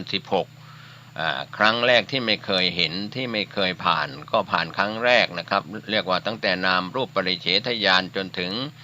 โสรสญาณญาณที่16ก็ถือว่าข้ามโคตรจากโคตรภูญาณญาณที่13ไปสู่อริยะคือมรรคญาณญาณที่14ผลญาณญาณที่15ปัจเจเวคขณะญาณญาณที่16นะครับก็ถือว่าข้ามโคตรเมื่อข้ามโคตรจากปุถุชนไปแล้วไม่มีโอกาสที่จะกลับมาอีกแล้วเป็นโคตรของอริยะมีมรรค4ผล4ก็คืออริยชนที่เป็นโสดาบันบุคคลคือโสดาปฏิมรรคโสดาปฏิผลที่เกิดขึ้นครั้งแรกโสดาปฏิผลเกิดขึ้นเป็นอริยบุคคลชั้นแรกปิดประตูอบายภูมิจตุหปาเยหิก็จะไม่ได้ไปสู่การบังเกิดเป็นสัตว์นรกเปรตอสุรกายสัตว์เดรัจฉานอีกแล้วผู้ที่ผ่านการปฏิบัติวิปัสสนาปิดประตูอบายภูมิจะเกิดอย่างมากเวียนว่ายตายเกิดในมนุษย์เทวดาไม่เกิน7ชาตินะครับเรียกว่าเป็นโสดาบันนะครับก็ในส่วนนี้ถ้าเราปฏิบัติต่อไปอย่างเคร่งครัดอย่างต่อเนื่องก็จะมรรคที่2ก็จะเกิดขึ้นสกทาคามีมรรคสกทาคามีผลมรรคที่3ก็จะเกิดขึ้นอนาคามีมรรคอนาคามีผลแล้วก็มรรคที่4ก็เกิดขึ้นคืออรหัตตมรรคแล้วก็อรหัตตผลก็จบเป็นอเสขบุคคลจบการศึกษาเราหยุดเมื่อเราหมดแล้วจากกิเลส1,500ตัณหา108ก็ทั้งกิเลสอย่างหยาบอย่างกลางอย่างละเอียดก็หมดสิ้นไปดังนั้นเราจะเห็นได้ว่าพระอริยสงฆ์สุปฏิปันโน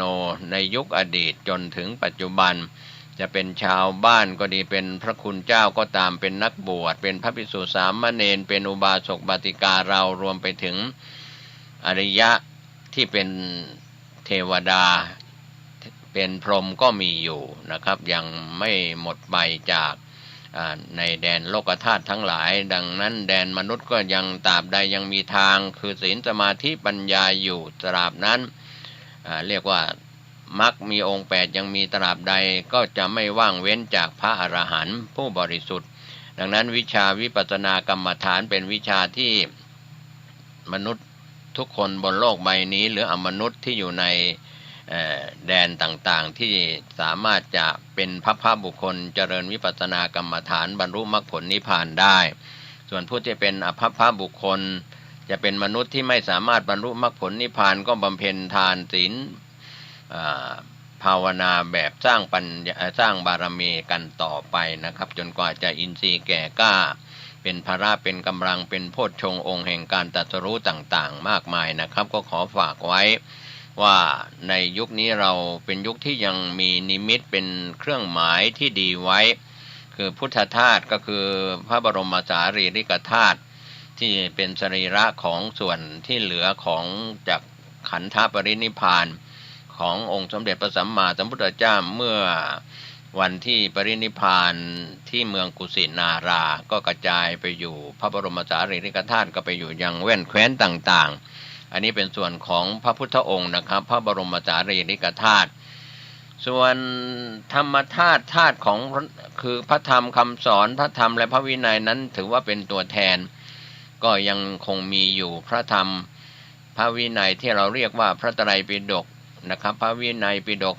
21,000 พระธรรมขันธ์พระสุตตันตปิฎก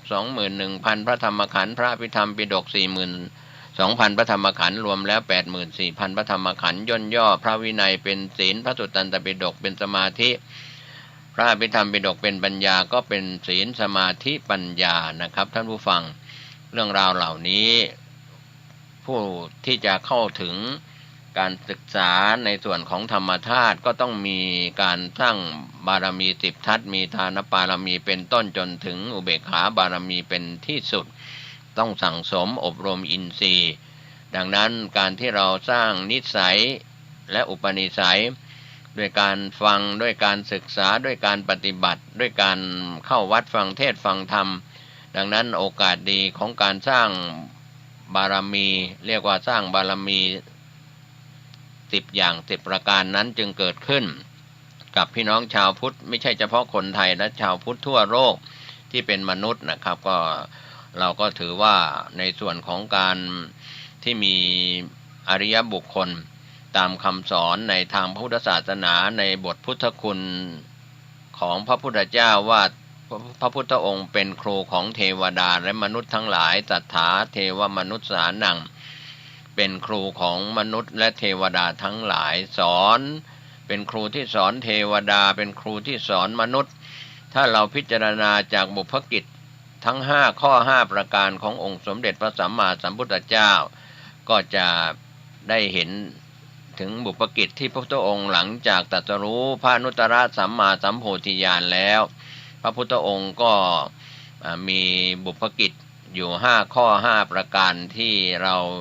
ได้เคยศึกษาและทำความเข้าใจกันมาว่ามีอะไรอย่างไรนะครับก็เป็นส่วนหนึ่งของที่เราจะต้องศึกษาเรียนรู้กันนะครับในเรื่องของบุพกิจ5ข้อ5ประการซึ่งผู้ดำเนินรายการก็ได้นำมาฝากให้ท่านได้คิดได้พิจารณากันอยู่เสมอวันนี้ก็ขออนุญาตที่จะนำมาฝากในช่วงท้ายของการแบ่งปันความคิดดีๆวันนี้พระพุทธองค์ก็ทรงบำเพ็ญพุทธจริยาอันเป็นประโยชน์กับชาวโลกก็คือการโปรดเวนยสัตว์ที่ควรจะได้บรรลุธรรมมรรคผลนิพพานพระอัธยาศัยอันเปี่ยมด้วยพระมหากรุณาธิคุณของพระพุทธองค์นั้นเรียกว่าทรงอนุเคราะห์เกื้อกูลมวลสัตว์โลกให้เป็นสุขพ้นจากทุกข์ให้ตั้งอยู่ในสรณะได้บรรลุอมตะธรรมไม่ว่าพระพุทธองค์จะประทับอยู่หน้าที่ใดพระองค์ก็ไม่ได้ทรงละกิจ5ประการคือกิจในปุเรพัสกิจในปัจฉาพัสกิจในปฐมยามกิจในมัชฌิมยามและก็กิจในปัจฉิมยามดังโบราณอาจารย์กล่าวไว้ว่าปุพพันเหปิณฑปาตัญจะสายันเหธรรมเทศนังปโทเสภิกขุโอวาทังอัฏฐรัตเตเทวปันหนังปัจจุเสวะคเตกาเลพัพพาพัพเพวิโลกนังเอเตปัญจวิเทกิจเจวิโสเทติมุนิปุงขโวก็เป็นพุทธกิจของพระพุทธเจ้านะครับท่านผู้ฟังเวลาเช้าเสด็จบิณฑบาตเวลาเย็นทรงแสดงธรรมโปรดมหาชนเวลาค่ำประทานโอวาทกับพระภิกษุเวลาเที่ยงคืนทรงวิสัชนาแก้ปัญหาให้กับเทวดาเวลาใกล้รุ่งทรงตรวจดูสัตว์โลกทั้งที่สามารถและก็ยังไม่สามารถจะบรรลุธรรมอันควรเสด็จไปโปรดพระสัมมาสัมพุทธเจ้าทั้งหลายบำเพ็ญพุทธกิจ5ประการก็เรียกว่ากิจในปุเรพัสก็คือเวลาเช้าพระพุทธองค์จะเสด็จออกบิณฑบาตพระผู้มีพระภาคเจ้าทรงตื่นบรรทมแต่เช้าตรู่หลังจากปฏิบัติพระสรีระแล้วทรงประทับบนพุทธอาฏเพื่อรอเวลาภิกขาจารย์คือออกรับเรียกว่าออกบิณฑบาตคันได้เวลาก็ทรงครองจีวรถือบาตรเสด็จดำเนินไปบิณฑบาตยังคามนิคมบางครั้งเสด็จไปเพียงพระองค์เดียวบางครั้งมีสงฆ์สาวกตามเสด็จชนทั้งหลายก็พากันบูชาพระผู้มีพระภาคเจ้าด้วยดอกไม้และของหอมนานาชนิดแล้วก็กราบทูลอาราธนาว่าข้าแด่พระองค์ผู้เจริญขอพระองค์โปรดประทานภิกษุแก่พวกข้าพระองค์10 รูปบ้าง20 รูปบ้าง30 รูปบ้างเพื่อรับอาหารและบิณฑบาตยังเรือนของพวกข้าพระองค์แล้วก็รับบาตรของพระผู้มีพระภาคเจ้าปูลาดอาสนะน้อมถวายอาหารบิณฑบาตโดยเคารพเมื่อพระพุทธองค์เสร็จสิ้นภัตกิจแล้วทรงแสดงพระธรรมเทศนาโปรดชนเหล่านั้นบางพวกก็ตั้งอยู่ในสรณคมบางพวกก็ตั้งอยู่ในโสดาปัตติผล สกิทาคามีผลอนาคามีผลทรงอนุเคราะห์มหาชนดังนี้แล้วก็เสด็จกลับไปยังวิหารรอคอยภิกษุที่กลับจากบิณฑบาตครั้นภิกษุทั้งหลายเสร็จภัตกิจแล้วภิกษุผู้ประทากจึงกราบทูลให้ทรงทราบพระพุทธองค์เสด็จมาประทับนั่งที่ศาลาปรนนิบัติทรงประทานโอวาทภิกษุสงฆ์ว่าดูก่อนภิกษุทั้งหลายพวกเธอจงยังประโยชน์ตนและก็ประโยชน์ท่านให้ถึงพร้อมด้วยความไม่ประมาทเถิดแล้วก็ครับก็เป็นส่วนหนึ่งนะครับที่ผมเกษตรเพชรสำริดวิทยากรวันนี้ก็แบ่งปันความคิดดีๆในช่วงท้ายก็นำเล่าถึงพุทธกิจ5ประการขององค์สมเด็จพระสัมมาสัมพุทธเจ้าข้อคิดต่างๆที่ท่านผู้ฟังผู้มีสติปัญญาได้บำเพ็ญทานรักษาศีลเจริญภาวนาสุขกายสุขใจเดินทางขึ้นเหนือร่องใต้มีความสุขโดยทั่วหน้ากันสวัสดีครับ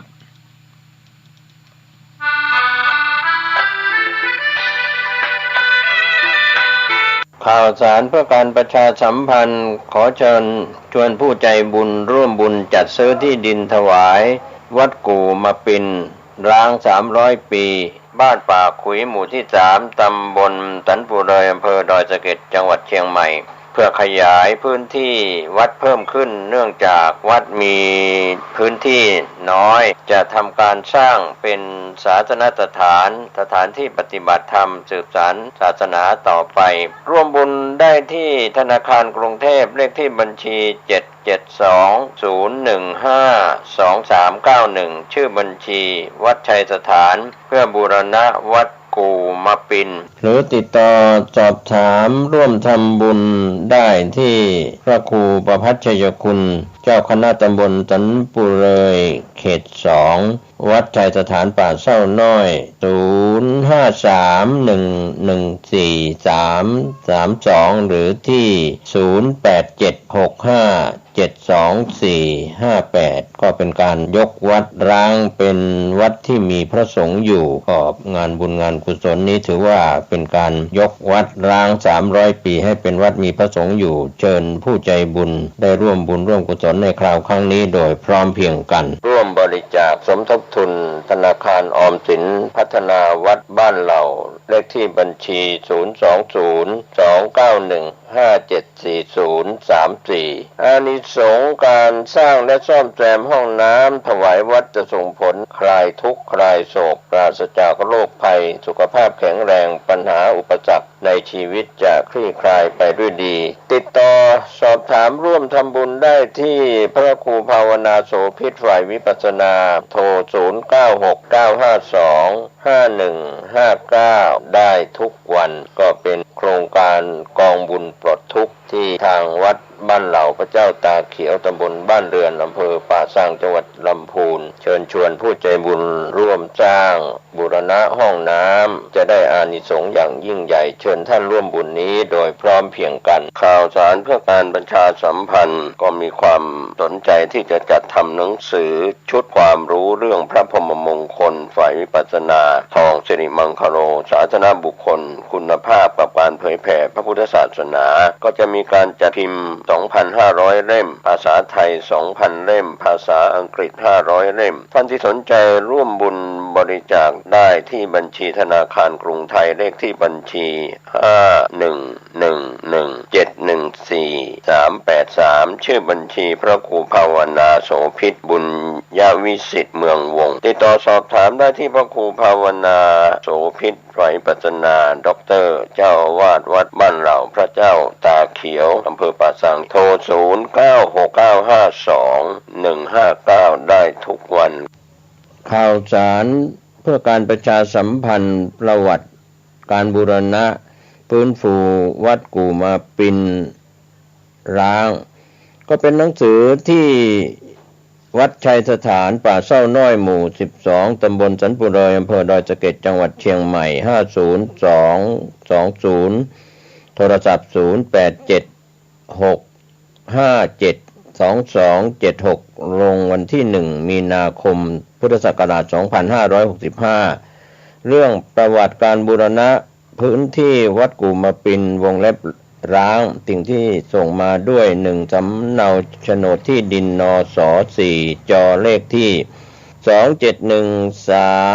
27134อำเภอดอยสะเก็ดจำนวน1ชุด2ประมวลภาพการสำรวจวัดกู่มะปินจำนวน1ชุดเนื่องด้วยพระครูประภัสชัยคุณเจ้าคณะตำบลสันปุเรยเขต2ได้รับรายงานจากประชาชนในพื้นที่หมู่ที่3ว่ามีพื้นที่วัดร้างตกสำรวจอยู่จากสำเนาโฉนดที่ดินจึงได้ทำการเข้าไปทำการสำรวจวัดกู่มะปินวงเล็บวัดร้างร่วมกับเจ้าหน้าที่ปกครองส่วนท้องถิ่นพร้อมประชาชนในพื้นที่เข้าไปสำรวจพื้นที่วัดกู่มะปินวงเล็บวัดร้างตามที่ปรากฏในสำเนาโฉนดที่ดินนส4จเลขที่27134เมื่อวันที่10สิงหาคม2564พบว่าเป็นพื้นที่วัดร้างจริงจึงได้ทำการเอกสารตรวจสอบเอกสารสิทธิ์วัดร้างไปที่สำนักงานพระพุทธศาสนาจังหวัดเชียงใหม่เพื่อตรวจสอบโฉนดและสิทธิการใช้พื้นที่สำนักงานพระพุทธศาสนาจังหวัดเชียงใหม่จึงได้ส่งเจ้าหน้าที่ผู้รับผิดชอบเรื่องวัดร้างลงมาตรวจสอบพื้นที่โดยมีเจ้าหน้าที่สำนักพุทธศาสนาจังหวัดเชียงใหม่เจ้าหน้าที่ปกครองส่วนท้องถิ่นและประชาชนในพื้นที่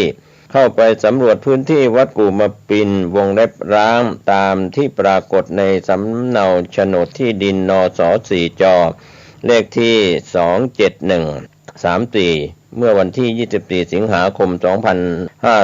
2564จึงทำประวัติการบูรณะพื้นที่วัดกู่มะปินวงเล็บร้างตามสำเนาโฉนดที่ดินและประมวลภาพลำดับการเริ่มบูรณะจนถึงปัจจุบันที่แนบมานี้ดังต่อไปนี้ 1. ที่ตั้งวัดกู่มะปินวงเล็บร้างโฉนดที่ดินระบุว่าตั้งอยู่ในเขตหมู่ที่2ตำบลสันปุเรยโดยตั้งอยู่ใกล้ถนนของซอย6หมู่5ตำบลสันปุเรยสามารถเดินทางมาเข้ามาได้จาก2ทางคือจากทางบ้านป่าขุยหมู่3เพื่อเข้าสู่ทางเชื่อมต่อสู่ซอย6ของหมู่5ผ่านคริสตจักรมาอีกประมาณ200เมตรจะพบทางเข้าด้านซ้ายมืออีกเส้นทางหนึ่งเข้าผ่านซอย6ของหมู่5บ้านกอกมนผ่านมาทางชาปนสถานกอกมนตรงมาผ่านหอพักฟ้าสิริมาอีกประมาณ500เมตรจะพบทางเข้าด้านขวามือ 2. อาณาเขตวัดกู่มะปินวงเล็บร้างโฉนดที่ดินระบุว่ามีเนื้อที่1งาน62ตารางวามีอาณาเขตดังนี้ทิศเหนือจดที่ดินเลขที่532ลำเหมืองสาธารณประโยชน์ทิศใต้จดที่ดินเลขที่531ทิศตะวันออกจดที่ดินเลขที่531ทิศตะวันตก532จากสำเนาเอกสารใบไต่สวนในการเดินสำรวจหมายเขตที่ดินทด12 3. สภาพวัดกู่มะปินวงเล็บร้างในปัจจุบันไม่มีพระสงฆ์อยู่จำพรรษาไม่พบการเข้าอยู่อาศัยเพื่อใช้ประโยชน์แต่อย่างใดและไม่ปรากฏถาวรวัตถุใดๆแต่พบกองอิฐที่อาจเป็นซากปูชนียสถานประเภทเจดีย์หรือกู่มีความสูงประมาณ2เมตรส่วนบริเวณอาณาเขตโดยรอบและด้านบนกองอิฐก็มีต้นไม้เล็กต้นไม้ใหญ่ที่ยังรากลึกเครือเถาวัลย์และต้นหญ้าปกคลุมอยู่นอกจากนั้นยังมีศาลเจ้าที่ประชาชนผู้มีศรัทธามาถวายสักการะ2หลังจึงได้ทำประวัติการบูรณะพื้นที่วัดกู่มะปินวงเล็บร้างว่ามีการเข้าไปสำรวจโดยเจ้าหน้าที่สำนักพระพุทธศาสนาจังหวัดเชียงใหม่เจ้าหน้าที่ปกครองส่วนท้องถิ่นและมีการเข้ามาพัฒนาพื้นที่วัดร้างของประชาชนในพื้นที่จริงดังเอกสารแนบเพื่อบูรณะวัดกู่มะปินวงเล็บร้างให้เป็นวัดมีภิกษุจำพรรษาตามความเหมาะสมต่อไปก็ลงนามรับรองว่ารายงานประวัติการบูรณะนี้เป็นความจริงลงนามโดยพระครูประภัสชัยคุณเจ้าคณะตำบลสันปุเรยเขต2 อำเภอดอยสะเก็ดจังหวัดเชียงใหม่สำหรับความคืบหน้าในความร่วมมือบูรณะยกวัดร้างกู่มะปินขึ้นในคราวครั้งนี้ท่านที่ติดตามรับฟังสนใจที่จะร่วมพัฒนายกวัดร้างเป็นศาสนสถานหรือเป็นวัดมีพระสงฆ์อยู่ติดต่อสอบถามได้ที่พระครูประภัตชัยคุณเจ้าคณะตำบลสันปุโรยเขต2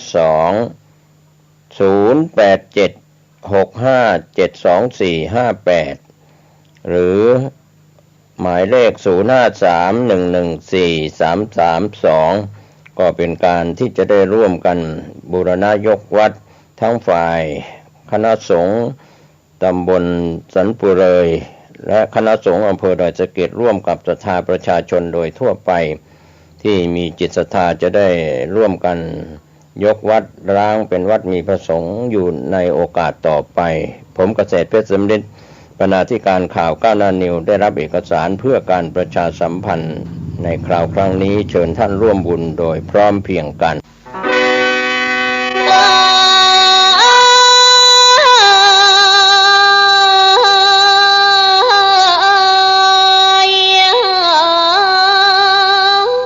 ประเทศไทยจะดำรงคงอยู่ได้เพราะในอดีตชาติไทยมีคนเก่งหากคนไทยสิ้นเหี้ยมเหลี่ยมนักเลงจะร้องเพลงชาติไทยให้ใครฟัง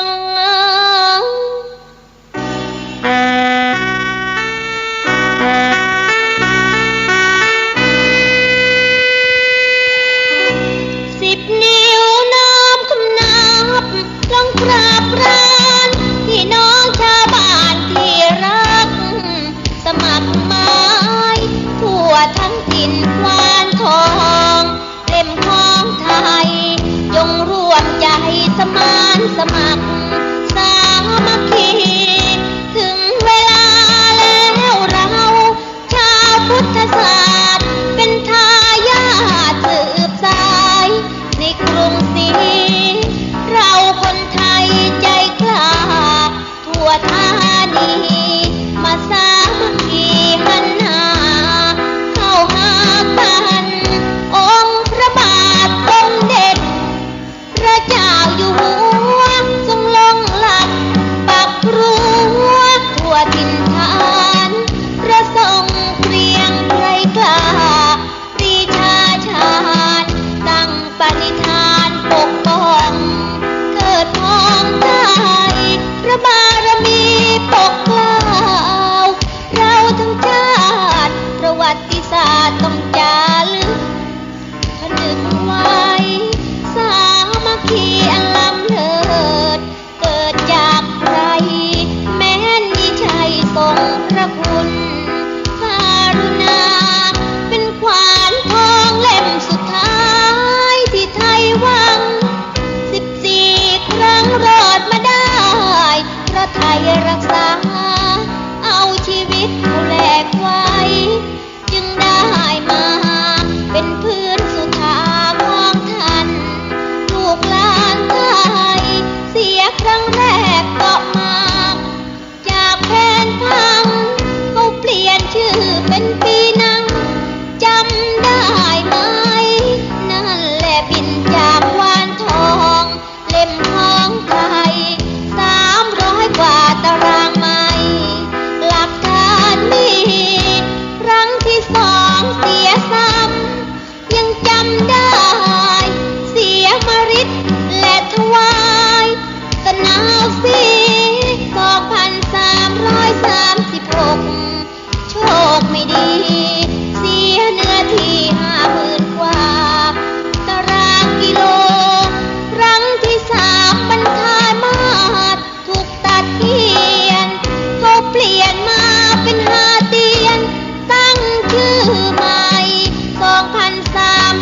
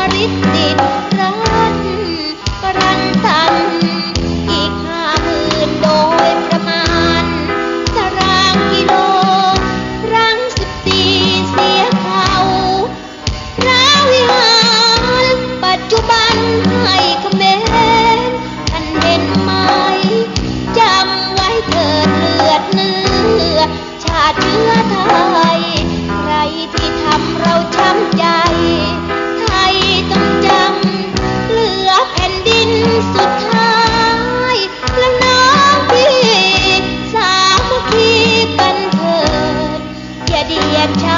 นจงรวมมือรักใครรวมใจกันผนึกมันปกป้องขวานทองไทย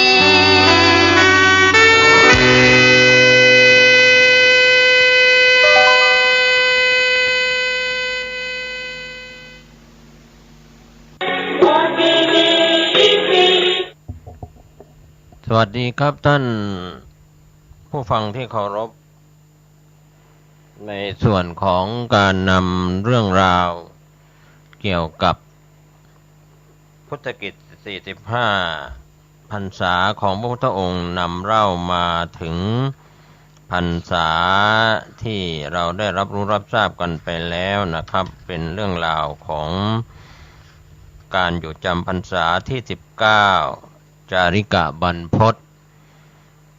เมืองจาริกาขององค์สมเด็จพระสัมมาสัมพุทธเจ้าก็ถือว่าการศึกษาการอยู่จำพรรษานั่นนะครับท่านผู้ฟังก็เป็นเรื่องราวที่เราควรจะได้ศึกษาเรียนรู้กันไว้ในเรื่องราวต่างๆก็นำเล่ามา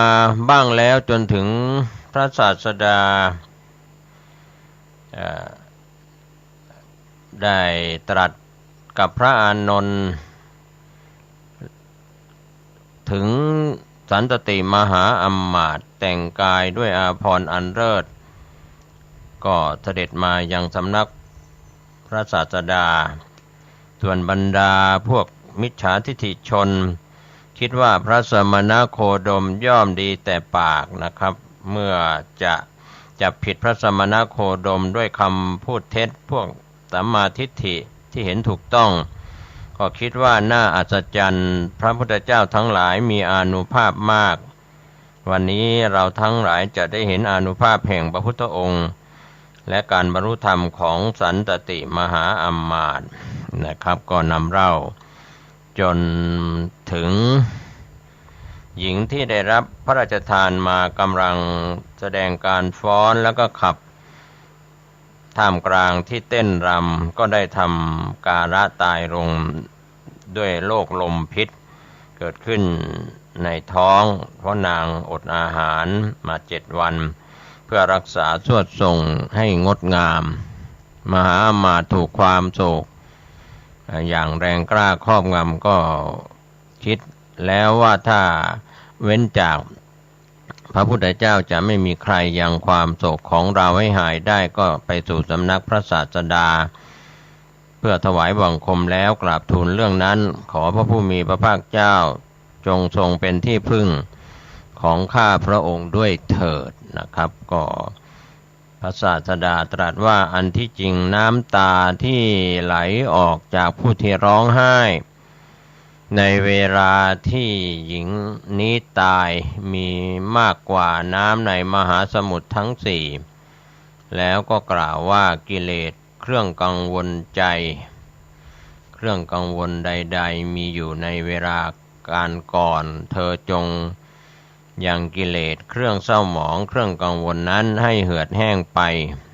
เครื่องเศร้าหมองเครื่องกังวลจงอย่ามีแก่เธอในภายหลังถ้าเธอไม่ยึดถือขันธ์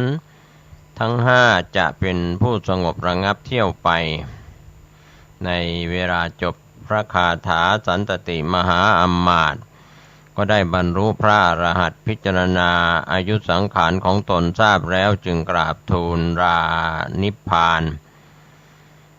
พระพุทธองค์ทรงทราบวาทะของมหาชนเหล่านั้นเพื่อเรื่องความสงสัยของเหล่ามิจฉาทิฏฐิที่มีความเห็นผิดให้เป็นที่ประจักษ์จึงตรัสว่าเธอจงขึ้นไปยืนบนอากาศสูง7 ชั่วรำตาลแล้วบอกกรรมที่เธอทำแล้วแก่เราสันตติมหาอมาตย์แสดงปาฏิหาริย์ขึ้นไปยืนบนอากาศกราบทูลบุพกรรมในการก่อนของตนแก่พระพุทธองค์นั่งลงบนบัลลังก์กลางอากาศนั้นเข้าเตโชธาตุไฟแล้วนิพพาน ลวไฟเกิดขึ้นในสรีระเผาไหม้จนเหลือแต่เพียงธาตุทั้งหลายดุจดอกมะลิเมื่อพระศาสดาทรงคลี่ผ้าขาวรับธาตุทั้งหลายก็ตกลงบนผ้านั้นพระศาสดาทรงห่อธาตุเหล่านั้นแล้วรับสั่งให้สร้างสถูปไว้ที่ทางใหญ่สี่แพร่งด้วยพระประสงค์ว่ามหาชนกราบไหว้แล้วจะเป็นผู้มีส่วนแห่งบุญก็ในหลังจากสันตติมหาอมาตย์นิพพานแล้วนะครับท่านผู้ฟังบรรดาภิกษุต่างถามกันว่าในเมื่อสันตติอมาตย์ยังไม่ได้บวชพวกเราควรจะเรียกเธอว่าเป็นสมณะหรือว่าเป็นพราหมณ์พระศาสดาทรงทราบความสงสัยของภิกษุเหล่านั้นก็ตรัสว่าดูก่อนภิกษุทั้งหลายพวกเธอจงเรียกสันตติอมาตย์ว่าสมณะก็ควรเรียกว่าพราหมณ์ก็ควรเช่นกันแล้วตรัสถึงบุคคลใดประดับตนด้วยเครื่องอลังการประพฤติตนสม่ำเสมอด้วยกายวาจาใจมีปกติประพฤติประเสริฐบุคคลนั้นชื่อว่าเป็นผู้สงบบุคคลนั้นย่อมชื่อว่าพราหมณ์ชื่อว่าสมณะชื่อว่าภิกษุเมื่อจบพระคาถาชนทั้งหลายได้บรรลุอริยผลมีโสดาปัตติผลเป็นต้นเป็นจำนวนมากในปลายพรรษานี้ก็มีนางวิสาคงจะเริ่มสร้างมิคารมาตุปราสาทในอุทยานบุพารามก็เป็นส่วนที่จากนั้นพระพุทธองค์ก็เสด็จจาริกไปยังกรุงราชคฤห์พรรษาที่20ประทับจำพรรษาณเวรุวันวิหารกรุงราชคฤห์ในพรรษานี้พระอานนท์ได้รับแต่งตั้งให้เป็นพุทธอุปถากประจำซึ่งก่อนหน้านี้แม้ว่าพระอานนท์จะทำหน้าที่อุปถากแต่ก็มิได้ทำประจำพระพุทธองค์ยังมิได้ทรงแต่งตั้งภิกษุรูปใดให้ทำหน้าที่นี้โดยเฉพาะบางคราวพระนาคสมาระพระนาคิตะพระอุปวานะพระจุนทะพระสาคตะพระราธะพระเมขิยะเปลี่ยนกันรับหน้าที่อุปถากพระพุทธองค์ทรงปรารภว่าบัดนี้เราชราแล้วพวกเธอจงเลือกภิกษุรูปหนึ่งเพื่อเป็นอุปถากประจำของเราพระสารีบุตรได้ฟังพระดำรัสเช่นนั้นจึงลุกจากอาสนะถวายบังคมแล้วกราบทูลว่าข้าแต่พระองค์ผู้เจริญข้าพระองค์ขอรับหน้าที่อุปถากพระพุทธองค์ตรัสว่าอย่าเลยสารีบุตรเธออยู่ในทิศใดทิศนั้นไม่ว่างเปล่าจากประโยชน์โอวาทของเธอก็เหมือนโอวาทของพระพุทธเจ้าทั้งหลายเธอไม่ต้องอุปถากเราดอกจากนั้นพระสาวกอื่นๆก็ลุกขึ้นกล่าวโดยทำนองเดียวกันพระพุทธองค์ทรงห้ามสาวกเหล่านั้นทั้งหมดพระอานนท์รูปเดียวนั่งนิ่งอยู่เหล่าภิกษุจึงกล่าวว่าท่านอานนท์ท่านกราบทูลขอตำแหน่งอุปถาก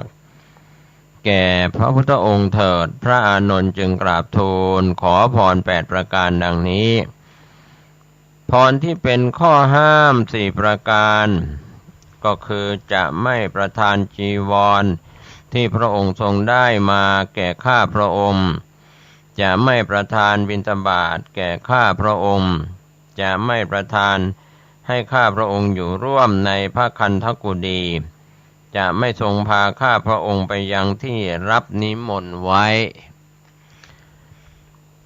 พระศาสดาตรัสถามว่าอานนท์เธอเห็นโทษเช่นไรจึงขอพรนั้นพระอานนท์ก็กราบทูลว่าเพราะบางคนอาจคิดว่าเนื่องจากข้าพระองค์ได้รับจีวรได้รับบิณฑบาตได้อยู่ร่วมในกุฏิหรือว่ากุฎีได้ไปสู่ที่นิมนต์พร้อมกับพระองค์จึงยอมรับเป็นอุปถากด้วยหวังในลาภสักการะเหล่านั้นพรที่เป็นข้อขอร้อง4ประการคือขอพระองค์เสด็จไปสู่ที่นิมนต์ ที่ข้าพระองค์รับแทนไว้ขอให้ข้าพระองค์นำอาคันตุกะที่จรมาจากที่ต่างๆเข้าเฝ้าได้ขอให้ข้าพระองค์เข้าเฝ้าเพื่อทูลถามข้อสงสัยได้ทุกเวลาขอทรงแสดงธรรมที่ข้าพระองค์มิได้รับฟังซ้ำอีกพระศาสดาตรัสถามว่าอานนท์เธอเห็นอานิสงส์เช่นไรในคำขอร้องนี้พระอานนท์กราบทูลว่าเราชนผู้มีศรัทธาเมื่อไม่มีโอกาสพบพระองค์ย่อมจะขอร้องให้ข้าพระองค์เป็นผู้รับนิมนต์แทนพระองค์เมื่อข้าพระองค์จะได้ทูลให้พระองค์ทรงทราบในภายหลังหากพระองค์ไม่เสด็จไปชนเหล่านั้นก็จะกล่าวว่าข้าพระองค์อุปถากพระองค์เช่นไรจึงไม่ให้ความอนุเคราะห์ข้าพระองค์แม้ในกิจนิมนต์เช่นนี้สำหรับอาคันตุกะที่จรมาที่ต้องการจะเข้าเฝ้าพระองค์บางครั้งเดินทางมาจากที่ไกลหากไม่มีโอกาสได้เข้าเฝ้าย่อมกล่าวว่าพวกเราอุตส่าห์ทิ้งอาชีพการงานเดินทางมาหวังจะได้เฝ้าพระศาสดาแต่ภิกษุผู้อุปถากกลับกีดกันมิให้เข้าเฝ้าก็จะทำให้ศรัทธาของคนเหล่านั้นเสื่อมคลายลงในส่วนของข้าพระองค์ก็เพื่อจะได้ขจัดข้อสงสัยอันอาจเป็นเส้นหนามต่อการปฏิบัติธรรมให้ดำเนินไปในทางที่ถูกต้องหากมีผู้ถามว่าพระสูตรนี้ชาดกนี้พระองค์ทรงแสดงณที่ใดมีใจความเช่นไรข้าพระองค์ไม่ทราบชนทั้งหลายก็จะคิดว่าแม้การแสดงธรรมของพระศาสดาผู้อุปถากก็ยังไม่ทราบเหตุใดจึงติดตามพระศาสดาอยู่ได้เป็นเวลานานข้าพระองค์ต้องการที่จะกล่าวธรรมเหล่านั้นแก่ผู้ต้องการทราบอีกจึงขอประทานอนุญาตดังกล่าวพระศาสดาเมื่อทรงรับฟังเหตุผลแล้วจึงประทานพุทธานุญาตพระอานนท์เมื่อได้รับพุทธานุญาตแล้วก็ปฏิบัติหน้าที่เป็นผู้อุปถากประจำนับตั้งแต่นั้นมาตราบจนพระพุทธเจ้าปรินิพพานในอดีตกล่าวถึงพุทธทุบบาทการเวลาการก่อนอานนท์เคยเป็นอุปถากของพระปัจเจกพุทธเจ้ามาเป็นเวลานานได้ถวายทานเป็นนิจตั้งความปรารถนาขอเป็นพุทธอุปถากในอนาคต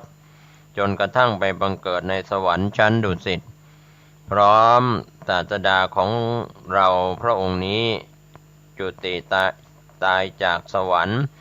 ลงมาบังเกิดในวังของพระเจ้าสุโกธนะเป็นหนึ่งในสหชาติทั้ง7ของพระศาสดาเหล่าพระประยุรญาติขนานนามว่าอานันทะอานนท์ผลแห่งบารมีที่ได้บำเพ็ญมาก็บรรลุความปรารถนาได้เป็นอุปถากประจำของพระศาสดาสมประสงค์หลังจากที่ได้รับตำแหน่งอุปถากประจำแล้วนะครับท่านผู้ฟังพระอานนท์ก็ได้อุปถากพระศาสดาด้วยกิจต่างๆเช่นถวายน้ำสงฆ์ไม้ชำระพระทนฟันนวดพระปิสดางหลังและกวาดพระคันธกุฎีเหล่านี้เป็นต้นยามราตรีก็ถือประทีปดวงใหญ่เดินตรวจตรารอบบริเวณพระคันธกุฎีตลอดยามทั้ง3ด้วยเหตุที่ท่านพระอานนท์อยู่ใกล้ชิดกับพระพุทธองค์ได้ฟังพระธรรมที่พระพุทธองค์ทรงแสดงแก่ตนเองและผู้อื่นจึงมีสติทรงจำไว้ไม่พลั้งพลาดมีความเพียรเอาใจใส่ในการสาธยายจึงเป็นผู้ฉลาดในการแสดงธรรมนะครับท่านผู้ฟังพระผู้มีพระภาคเจ้าทรงยกย่องท่านพระอานนท์ว่าเป็นผู้เลิศกว่าภิกษุทั้งหลาย5ประการคือเป็นพหูสูตรมีสติมีคติมีความเพียรและเป็นพุทธอุปถากแล้วตรัสว่าดูก่อนอานนท์ ภิกษุทั้งหลายอานนท์เป็นผู้ประกอบด้วยอัปภูตธรรม4ประการภิกษุภิกษุณีอุบาสกอุบาสิกาเมื่อได้เข้าใกล้อานนท์แล้วย่อมยินดีด้วยการที่ได้พบเห็นอานนท์ด้วยการที่ได้ฟังพระธรรมจากอานนท์ด้วยธรรมที่อานนท์แสดงแล้วด้วยการไม่อิ่มในธรรมที่อานนท์แสดงภิกษุทั้งหลายอภูตธรรมน่าอัศจรรย์4ประการนี้มีพร้อมอยู่ในอานนท์เพราะเหตุนี้เมื่อพระศาสดาปรินิพพานแล้วครั้งพระมหากัสสปะสังคายนาพระธรรมวินัยครั้งแรกเราสงฆ์จึงเลือกพระอานนท์ให้เป็นผู้วิสัชนาพระสุตตันตปิฎกและพระอภิธรรมปิฎกหลังจากออกพรรษาแล้วในพรรษาที่19พระพุทธองค์เสด็จกลับกรุงสาวัตถีนางวิสาขาก็เริ่มสร้างมิคารมาตุปราสาทในอุทยานบุพารามทรงเสด็จจาริกต่อแล้วจำพรรษาที่20ณเวรุวันวิหารรับสั่งให้พระโมคคัลลานะอยู่ช่วยดูแลการก่อสร้างหลังจากออกพรรษาที่20การก่อสร้างคงจะแล้วเสร็จสมบูรณ์พระพุทธองค์เสด็จกลับมายังกรุงสาวัตถีนางวิสาขานิมนต์พระพุทธองค์ประทับที่ปราสาท4 เดือนเพื่อทำการฉลองพระพุทธองค์ทรงประทับจำพรรษาที่21ที่กรุงสาวัตถีบุพารามเป็นอุทยานนอกกรุงสาวัตถีด้านทิศตะวันออกมีมาเป็นหลักฐานเพียงว่าบุพารามเป็นสถานที่ที่พระพุทธองค์ทรงใช้เป็นที่พักผ่อนพระอิริยาบถหลังจากเสวยภัตตาหารในเรือนของอนาถบิณฑิกเศรษฐีแล้วเป็นประจำครั้งหนึ่งพระพุทธองค์ตรัสให้สามเณรรูปหนึ่งชื่อสุมาณะไปตักน้ำจากสระอโนดาตมาใช้รักษาโรคของพระอนุรุทธะซึ่งอาพาธอยู่ต่อมาหลังจากนางวิสาขาลืมห่อเครื่องประดับมหาราดาประสาท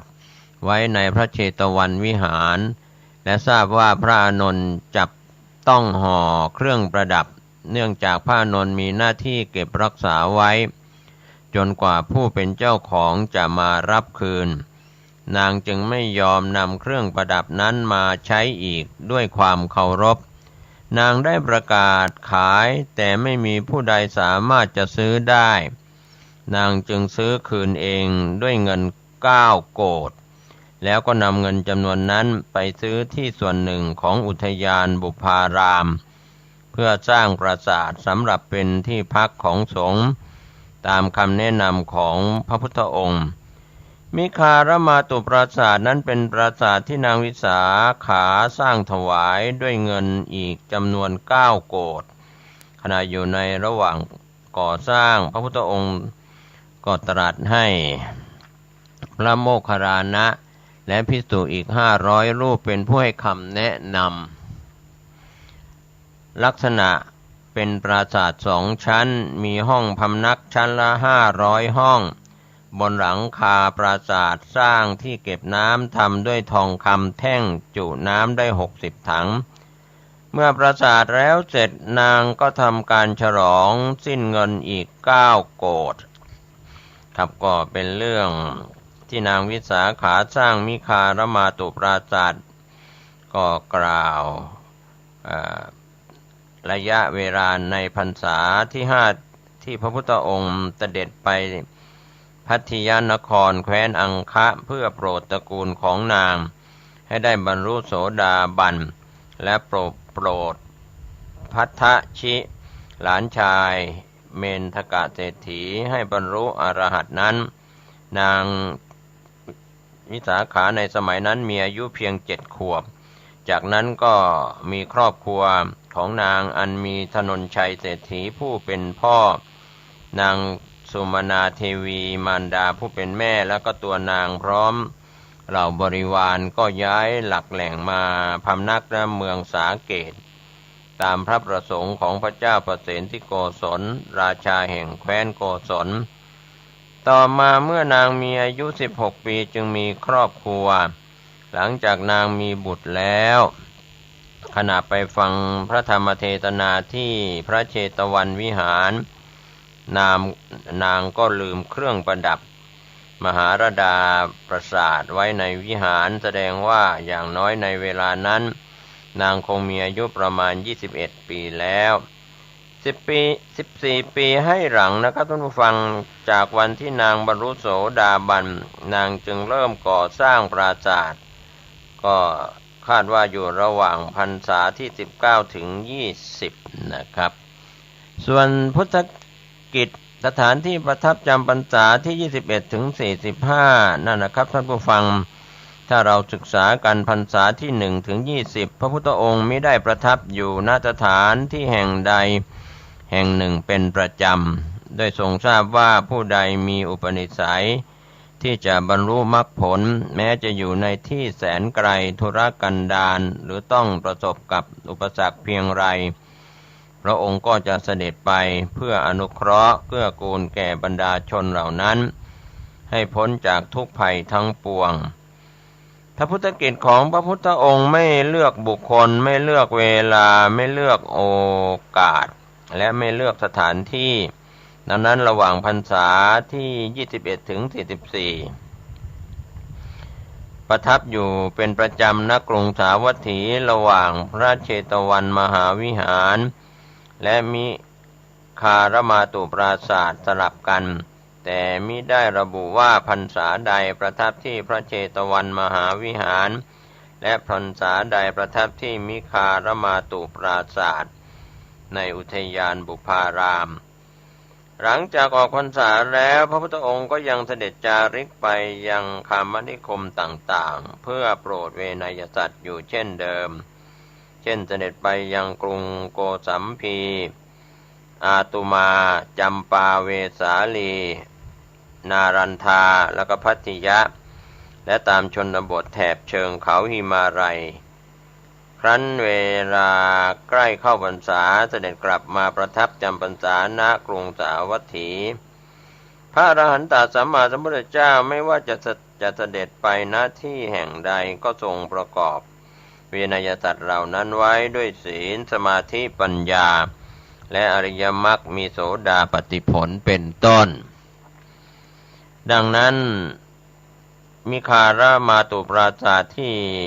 วิสาขามหาอุบาสิกาสร้างในอุทยานบุพารามเป็นปราสาท2 ชั้นมี 1,000 ห้องสำหรับเป็นที่ประทับในส่วนของพระพุทธองค์แล้วก็เป็นที่พักของพระเถระพระพุทธองค์จะประทับอยู่ณพระเชตวันวิหารและมิคารมาตุปราสาทในบุพารามสลับกันหากในพรรษาใดประทับที่พระเชตวันวิหารรุ่งเช้าเสด็จเข้าไปบิณฑบาตในกรุงสาวัตถีก็ทรงพักกลางวันที่มิคารมาตุปราสาทหากในพรรษาใดประทับที่มิคารมาตุปราสาท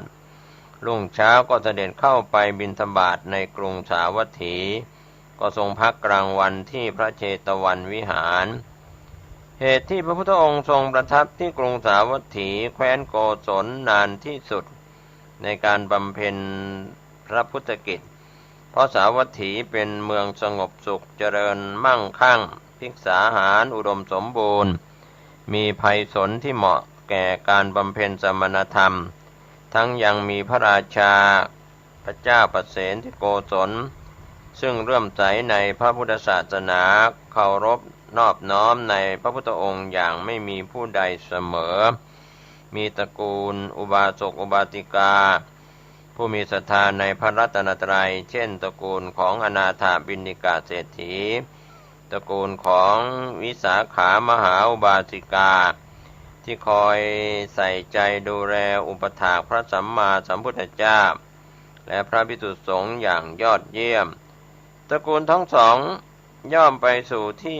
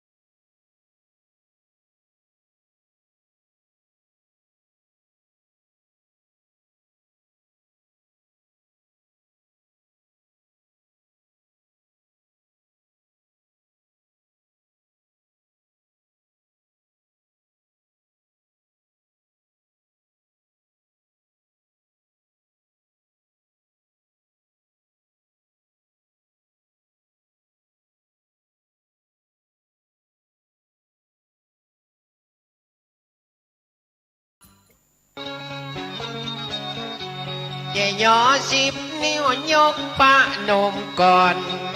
ข่าวสารเพื่อการประชาสัมพันธ์ขอเชิญชวนท่านผู้ฟังร่วมทำบุญ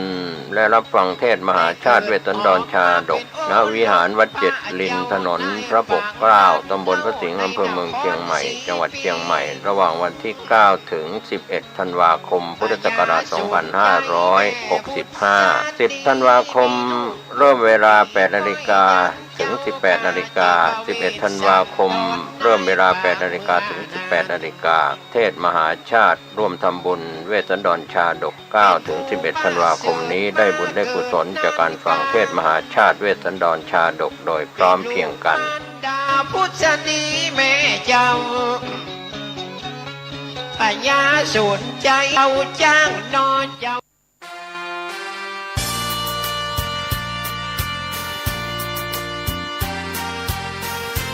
ประกาศให้พระเถรานุเถระของคณะสงฆ์ทั่วประเทศเกี่ยวกับงานปริวาสกรรมจัดขึ้นที่วัดม่อนฤาษีอำเภอดอยหล่อจังหวัดเชียงใหม่ก็กราบอาราธนาเตรียมบริขารให้พร้อมพบกันเพื่อชำระศีลลดมานะละทิฏฐิระหว่างวันที่12ถึง22ธันวาคมพุทธศักราช2565ณวัดม่อนฤาษีอำเภอดอยหล่อจังหวัดเชียงใหม่เป็นงานปริวาสกรรมของพระคุณเจ้าขอเชิญชวนศรัทธานักศิลป์นักบุญทั้งหลายได้ไปร่วมเลี้ยงภัตตาหารและน้ำปานะได้บุญได้กุศลโดยทั่วหน้ากันเงาดำทำมึนคล้ายมายืนข้างกลด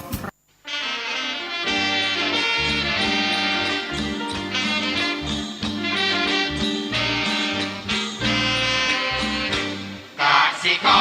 รแข็งขังเป็นกระดูกสันหลังของชาติไทยจะเรืองอำนาจเพราะไทยเป็นชาติกสิกรรมกสิกรแข็งขังเป็นกระดูกสันหลังของชาติไทยจะเรืองที่นี่สถานีวิทยุ FM 104.50 เมกะเฮิรตซ์วัดฝายหินมหาวิทยาลัยเชียงใหม่จังหวัดเชียงใหม่รายการต่อจากนี้ไปขอเชิญท่านผู้ฟังทุกท่านเข้าสู่รายการดีมีคุณค่าน่าติดตามรายการเกษตรเพื่อชีวิตดำเนินรายการโดยกลุ่มรักเกษตรประสานงานโดยนายพิชัยคงพิทักษ์คณะเกษตรมหาวิทยาลัยเชียงใหม่หมายเลขโทรศัพท์053944030ขอเชิญทุกท่านติดตามรับฟังได้ณบัดนี้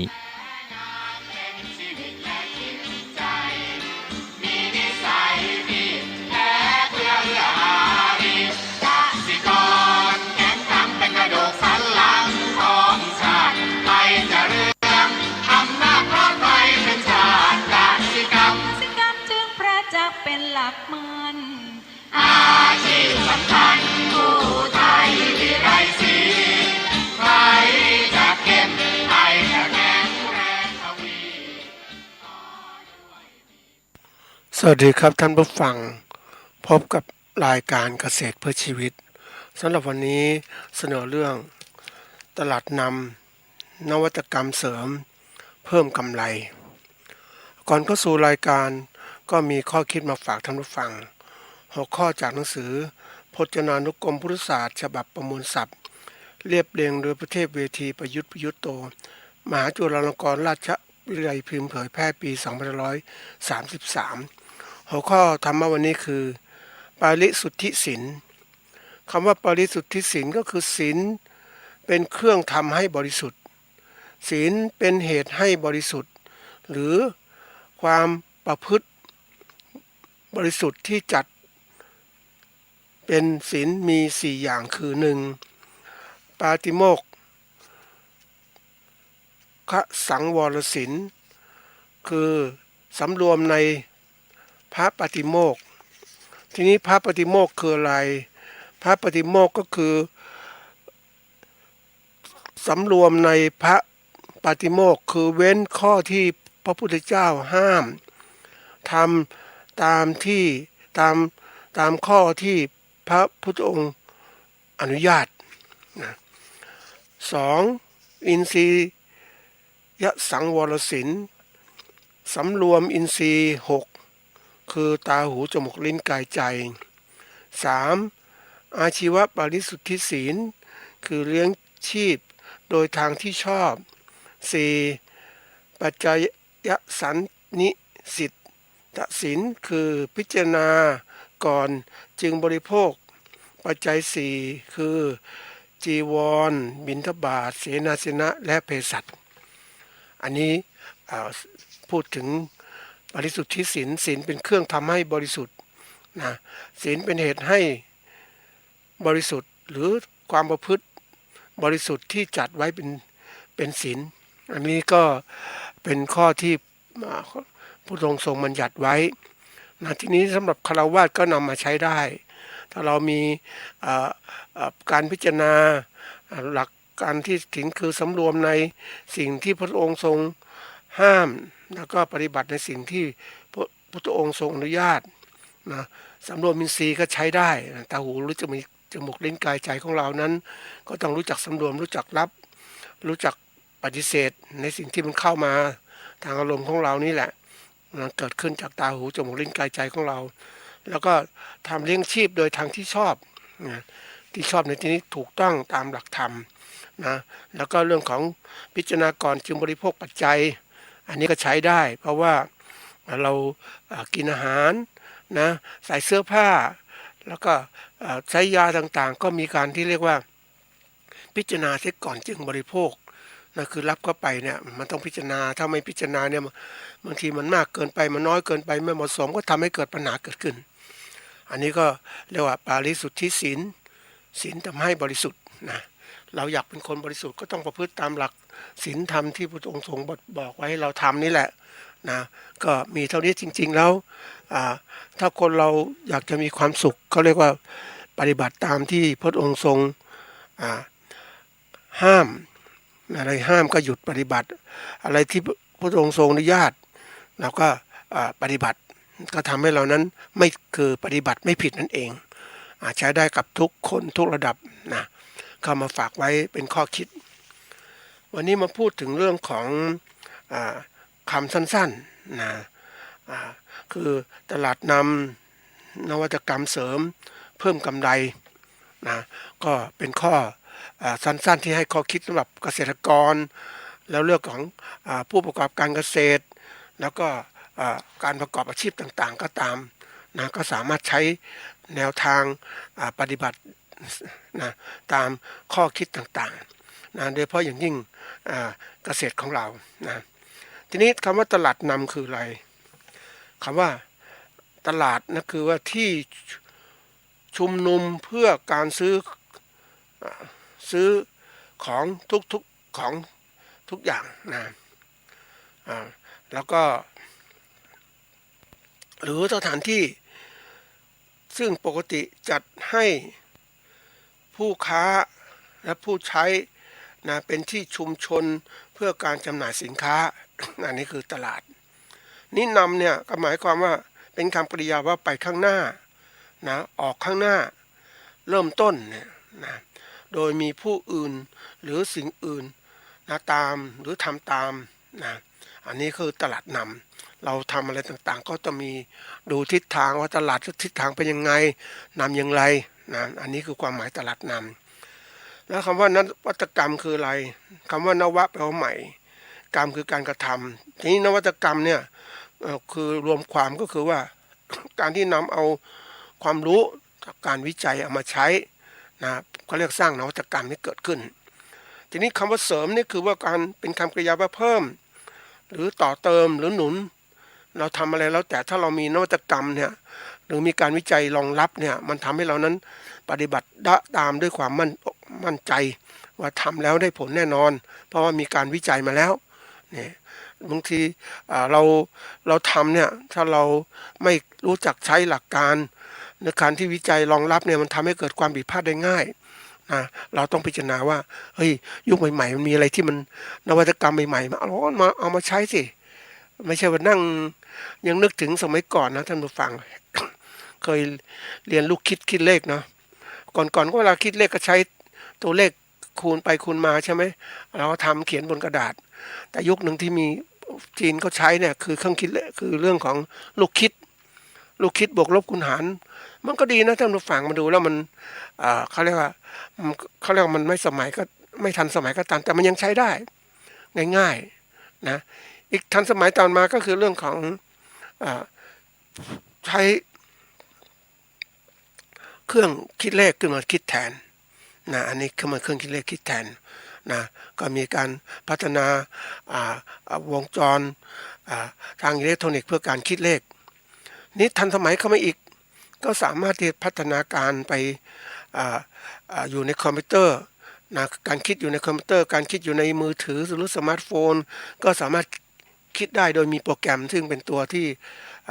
ทำให้การ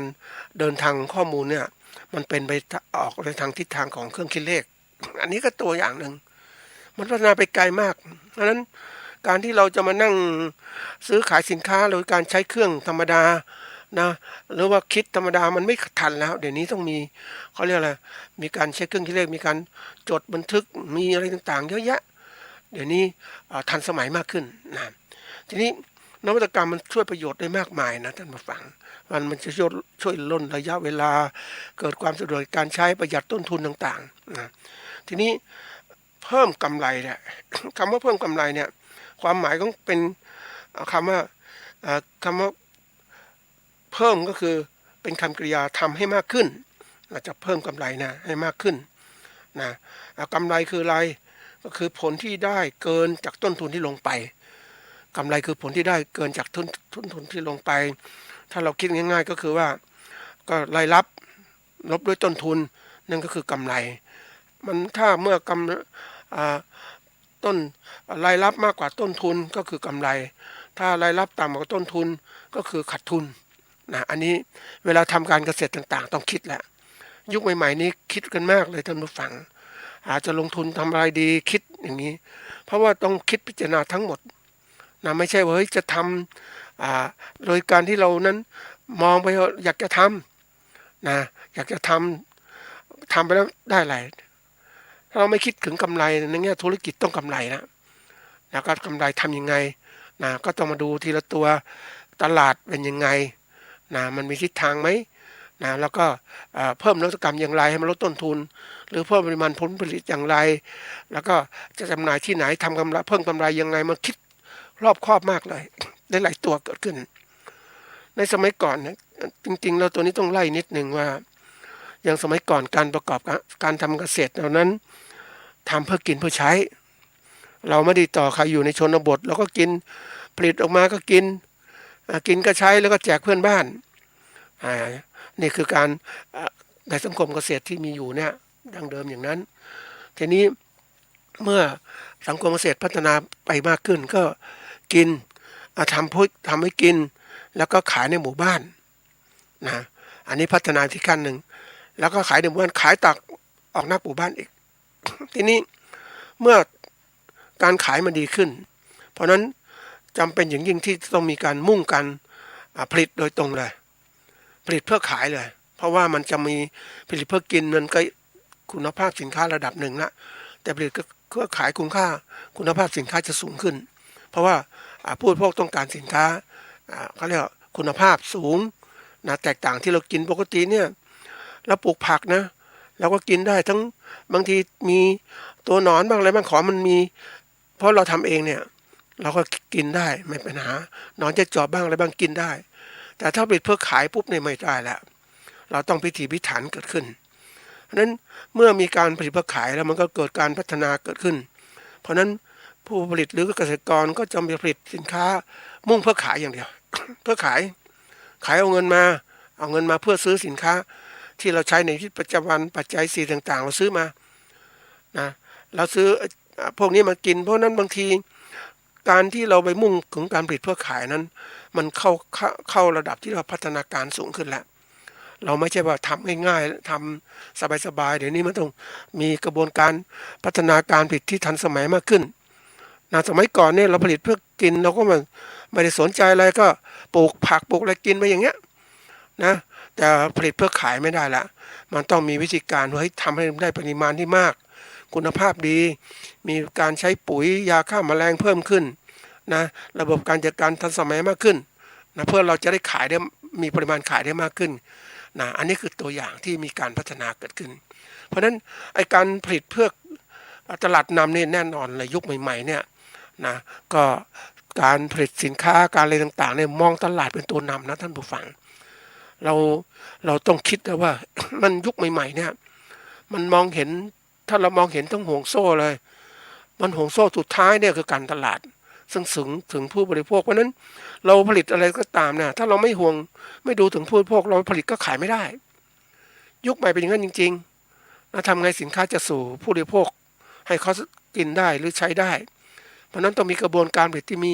มาตรฐานสินค้ามีต่างๆเยอะแยะหมดเลยการเกษตรก็เป็นการเกษตรที่มีหลักการปฏิบัติการทางการเกษตรที่ดีมีหลักการการผลิตที่ปลอดภัยมีการบริหารการผลิตที่นะที่เป็นกระบวนการที่มีเขาเรียกว่ามีคุณภาพมากขึ้นเป็นตัวชี้วัดยิ่งตัวชี้วัดปัจจุบันเนี่ยเขาบอกเขาต้องมีเครื่องหมายการค้าโน้นการนี้มีมาตรฐานนี้มาตรฐานนั้นกำหนดไว้เลยนี่คือมันเริ่มขึ้นเรื่องของการตลาดเพราะนั้นเราผลิตอะไรก็ตามต้องดูตลาด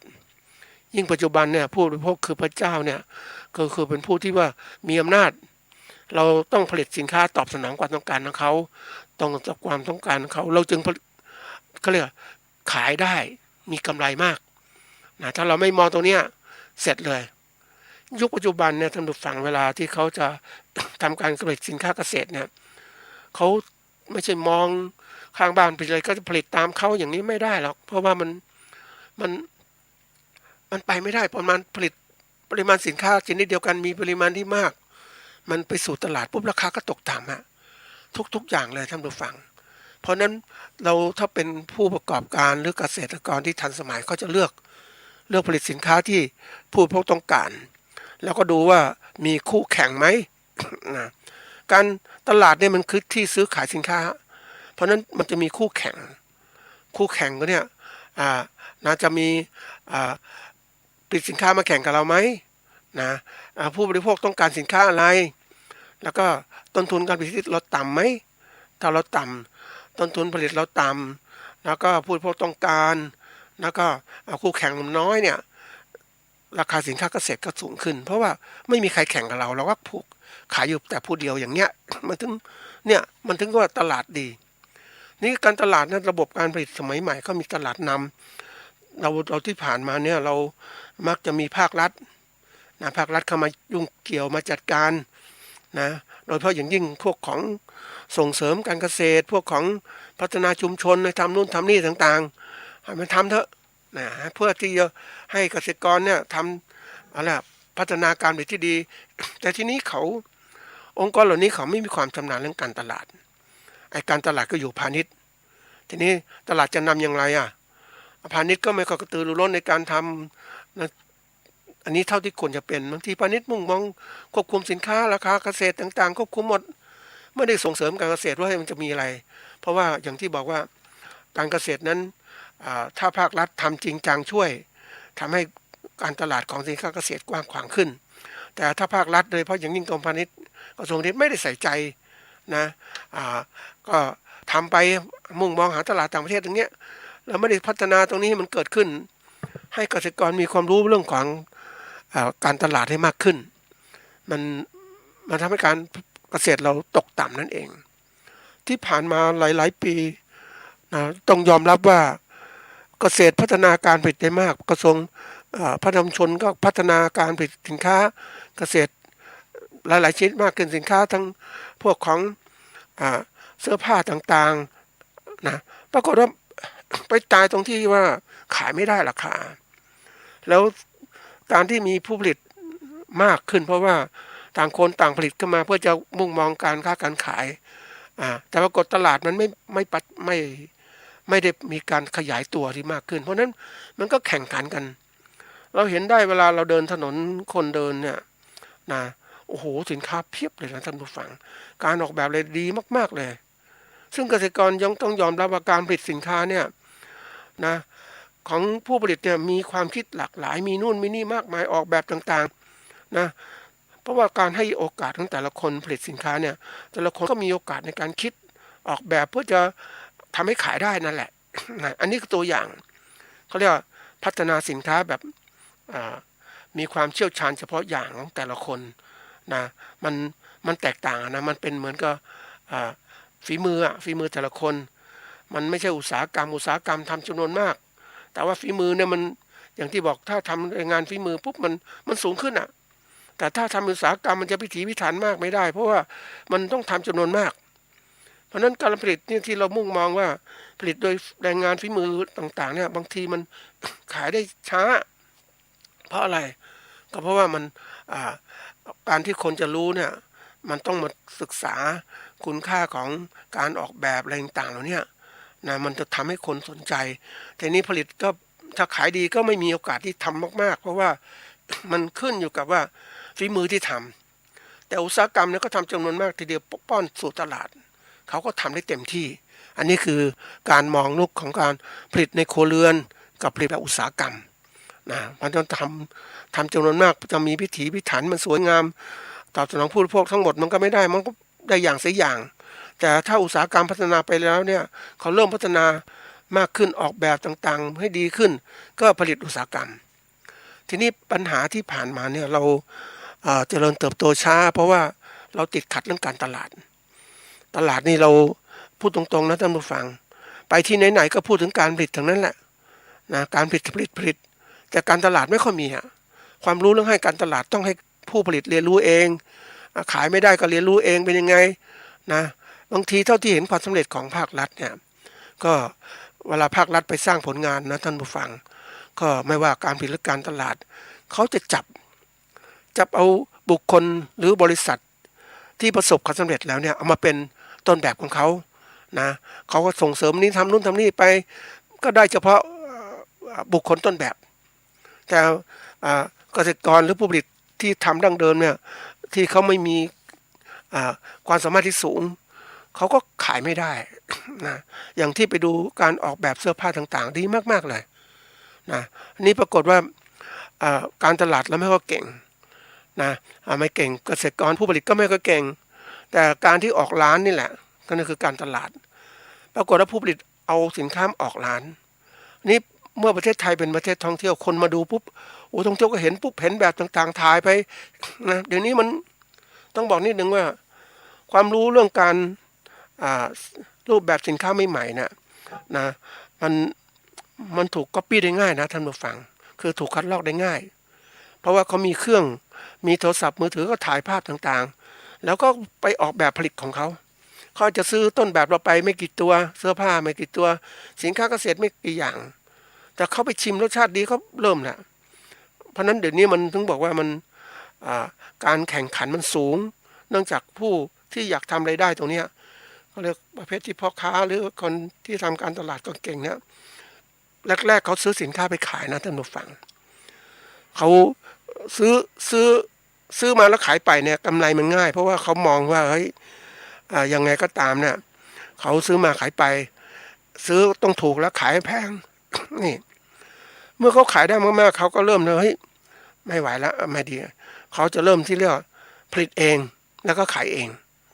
อันนี้คือกลไกธรรมชาติของผู้เป็นพ่อค้าทุกคนนั่นแหละหรือไม่ผลิตเองเขาก็จ้างคนอื่นผลิตให้นะเขาก็ค้าขายเพราะนั้นเขาคุมเรื่องการตลาดได้แต่ฝ่ายผลิตเองหรือเกษตรกรเองหรือผู้ประกอบการเล็กๆเองเนี่ยถ้าตลาดไม่พอปุ๊บลำบากนะท่านผู้ฟังมันลำบากตรงไหนรู้ไหมตรงที่เวลาที่พ่อค้ามาซื้อ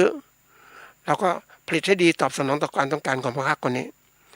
วันดีคืนดีเนี่ยพ่อค้านี้ก็ไปซื้อคนอื่นแทนไม่มาซื้อเราไม่มาซื้อผู้ผลิตนี่คือตัวอย่างเพราะนั้นผู้ผลิตที่ผลิตมากๆปุ๊บถ้าไม่มีสัญญาไม่มีต่อการปุ๊บมันไม่ซื้อท่านผู้ฟังเพราะนั้นก็ผู้ผลิตก็ขาดทุนนะสิผลิตแล้วขายไม่ได้เพราะนั้นจำเป็นอย่างยิ่งที่ผู้ผลิตเองหรือก็ผู้ประกอบการเองต้องหาตลาดสำรองไว้ตลอดเวลา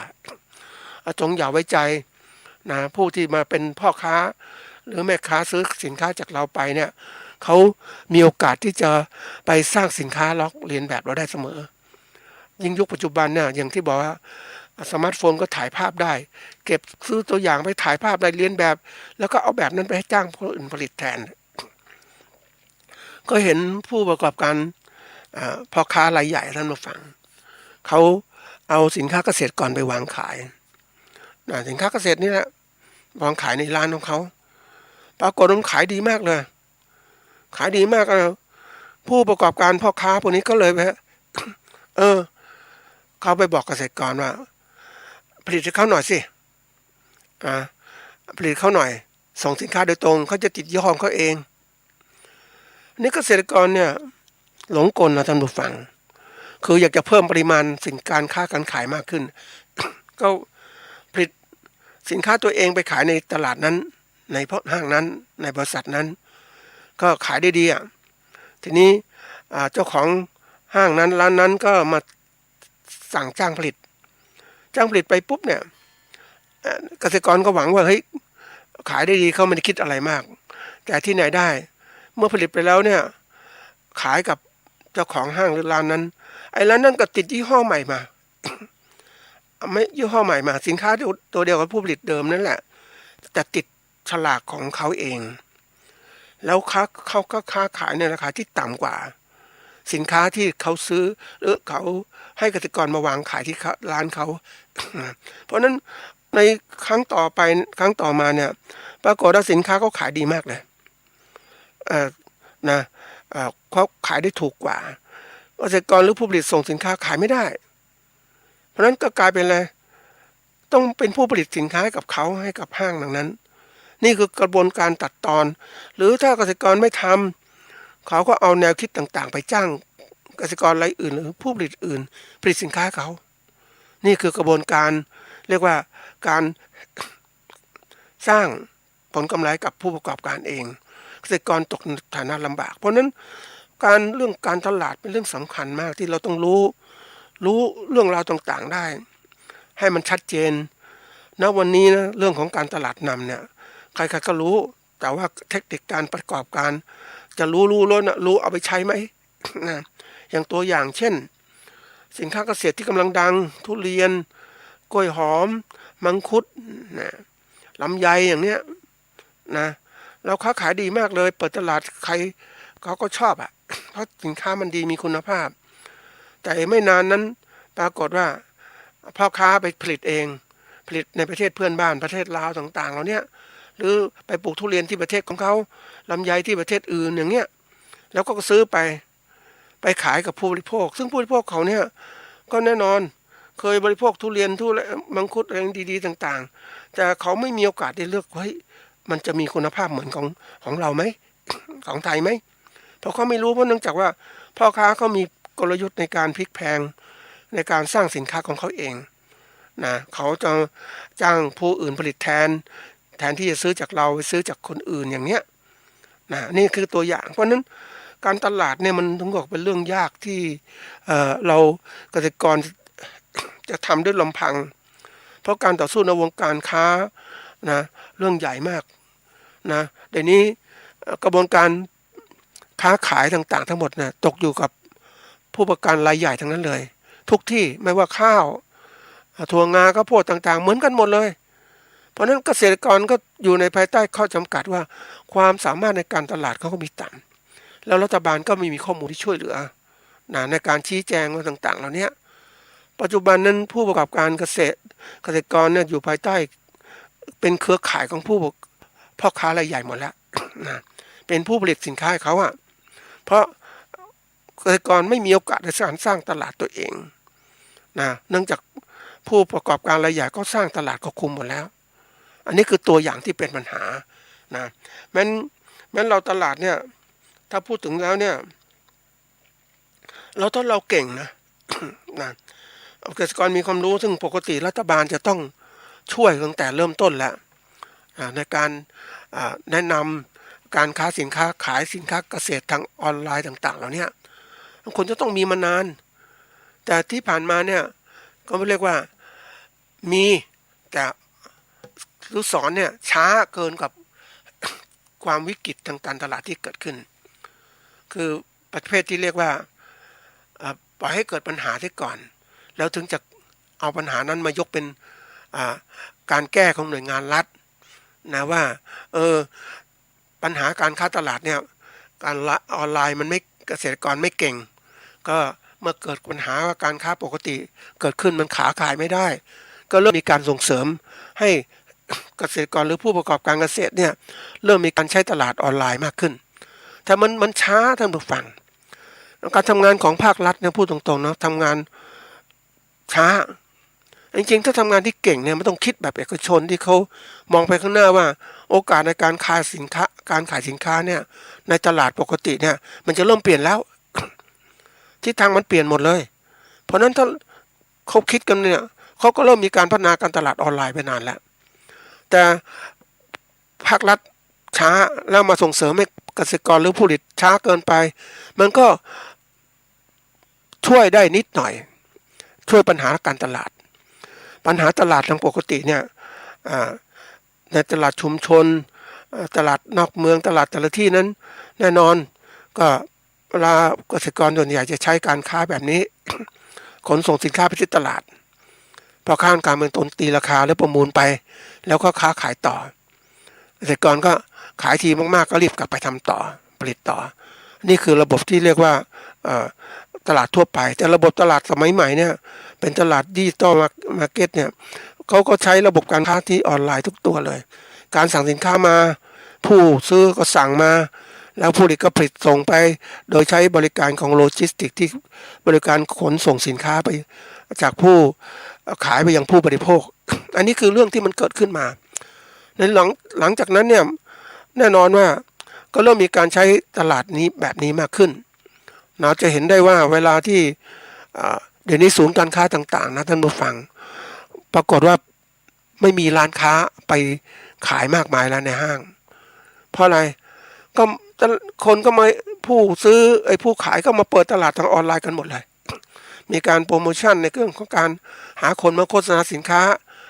ในออนไลน์สินค้าตัวนั้นตัวนี้นี่คือตัวอย่างที่มันเปลี่ยนแปลงจากเดิมแหละเพราะนั้นห้างต่างๆก็ไม่ค่อยมีร้านค้าเข้าไปสมัยก่อนการค้ามันเขาเรียกว่ามันพัฒนาเติบโตด้วยระบบของเรียกว่าการค้าแบบปกติเนี่ยเองแต่ยุคใหม่เนี่ยมันเป็นเรื่องของการค้าประเภทใหม่เกิดขึ้น คนผู้ผลิตทุกคนเนี่ยมีช่องทางในการที่จะค้าขายตัวเองโดยการค้าขายด้วยตัวเองอันนี้เป็นตัวสำคัญตัดพ่อค้ากลางออกไปก็เปลี่ยนมาอยู่ในกับค่าบริการให้กับผู้ประกอบการบริการสินค้านำสินค้าจากผู้ผลิตไปยังผู้บริโภคมันเริ่มต้นขึ้นเพราะนั้นวันนี้เราเห็นได้ว่าผู้ประกอบการพวกที่ค้าขายออนไลน์เนี่ยคนที่ก็รู้ตัวเร็วเขาประกอบการเร็วมากบางคนที่เขาไม่มีรายได้อื่นแต่เขารู้ช่องทางพัฒนาสินค้าหรือซื้อสินค้ามาอย่างตัวอย่างเช่นเขารู้ช่องทางไปดูสินค้าจากตลาดประเภทคนเอาสินค้าจีนเข้ามาขายทีนี้เขาก็เปิดเว็บไซต์ของเขาเองในการที่บอกโฆษณาสินค้าเพราะนั้นพวกจึงไปซื้อมากเขาไม่ต้องลงทุนมากมายเขาเพียงแต่ว่าจัดการสร้างเว็บไซต์จัดการสร้างแอปพลิเคชันเพื่อจะส่งเสริมการค้าสินค้าของเขาจึงรวยมากๆพวกนี้รวยเร็วนะเพราะว่าการเปลี่ยนแปลงเรื่องการค้าขายเนี่ยการตลาดเปลี่ยนจากตลาดธรรมดาเป็นตลาดทางอินเทอร์เน็ตเพราะนั้นคนที่จับได้คนที่ทำได้คือคนที่มีความรู้รวดเร็วมากนะทีนี้เกษตรกรนะไม่มีความรู้เท่าไหร่เรื่องนี้มันช้านอกจากเกษตรกรที่ทันสมัยเขาเริ่มค้าขายนะอันนี้เป็นตัวอย่างได้มีโอกาสไปพบกับผู้ประกอบการนะที่เขาค้าขายสินค้านะปกติเขาค้าขายสินค้าที่บ้านเขานะให้กับคนมาซื้อดูสินค้าที่บ้านทีนี้เขาก็บอกมันเศรษฐกิจอย่างนี้มันค้าขายยากนะเขาก็เลยไปดูเข้าไปสมัครสมาชิกกลุ่มที่ซื้อสินค้านะสินค้าในร้านของเขานี่แหละแต่นี้เขาเข้าไปกลุ่มปุ๊บมีคนเป็นหลายพันน่ะเพราะนั้นเขาเองเนี่ยเขาเป็นที่รู้แหล่งที่เขาซื้อสินค้าเพราะฉะนั้นเพียงความรู้ว่าเขาซื้อที่ถูกที่ไหนเนี่ยเขาไปซื้อเสร็จแล้วมาขายในออนไลน์ปรากฏคนปกตินะถ้าไม่มีความรู้เรื่องการตลาดเนี่ยก็จะไม่รู้แหล่งสินค้าราคาถูกก็จะไปทุ่มในการซื้อสินค้าทางออนไลน์นี่แหละเนี่ยมันก็ล้นทำให้เกิดการขยายตัวทางสินค้าออนไลน์มากขึ้นคนขายก็เริ่มมีคนที่เขาเก่งเขาเข้าลงทุนเขาได้กำไรก่อนแล้วนี้คนหลังๆเนี่ยมันไม่มีความรู้ก็ลำบากละ โดยเฉพาะอย่างยิ่งที่เกษตรกรที่จะเริ่มค้าขายอย่างเนี้ยก็ต้องมีความรู้เรื่องการทางอิเล็กทรอนิกส์ทางการใช้สมาร์ทโฟนต่างๆบางคนเขาใช้แค่Facebook ไลฟ์เขาก็สามารถขายสินค้าได้โฆษณาก็มีคนสั่งซื้อทีนี้มันอย่างที่บอกว่าการพัฒนามันเป็นไปอย่างรวดเร็วคนที่มีโอกาสคนที่ปรับตัวได้รวดเร็วก็ค้าขายได้ก่อนสร้างชื่อเสียงได้ก่อนคนมาช้าเนี่ยมันทำยากต้นทุนก็สูงค้าขายก็ ไม่ค่อยเก่งนะอันนี้คือปัญหาที่เกิดขึ้นเพราะนั้นถ้าเราการตลาดได้อย่างที่เคยเล่าให้ท่านผู้ฟังว่าเกษตรกรญี่ปุ่นเนี่ยที่เขาพัฒนาตัวนี้เขารู้มานานแล้วนะประเทศเขาเจอปัญหาอย่างเนี้ยคนเจอปัญหาอย่างนี้เขาก็เริ่มพัฒนาของเขาเองเกษตรกรผู้ผลิตสินค้าเนี่ยรู้แล้วเริ่มสร้างตรงนี้ขึ้นมาในการที่จะสร้างตลาดออนไลน์ของตัวเองนะในนามรูปบริษัทใครสั่งซื้อก็ซื้อที่เขานะโอนเงินมาเขาเริ่มทำอย่างนี้ก็ต้องเป็นผู้ประกอบการเกษตรที่มีความมั่นคงทีนี้ถ้าเราเรียนรู้จากสิ่งเหล่านี้เร็วเนี่ยเราดูประเทศที่พัฒนาเขาเปลี่ยนแปลงเขาเร็วกว่าเราไปดูความคิดความอ่านเขาก็ถ้าเราไวไปเอาแนวคิดของเขามาปุ๊บรีบปฏิบัติเลยทิศทางของการเดินพัฒนาการมันคล้ายๆกันนะท่านผู้ฟังมันมีต้นแบบนะและมีพวกที่ลอกเลียนแบบมันเกิดขึ้นตลอดเวลาเพราะฉะนั้นอย่างที่เรานั้นจะพัฒนาการค้าของเราเนี่ยอย่างที่บอกว่าเราเป็นผู้ผลิตผู้ประกอบการเราต้องรู้ว่าเฮ้ยตลาดทิศทางของตลาดเนี่ยมันเปลี่ยนแปลงไปมาก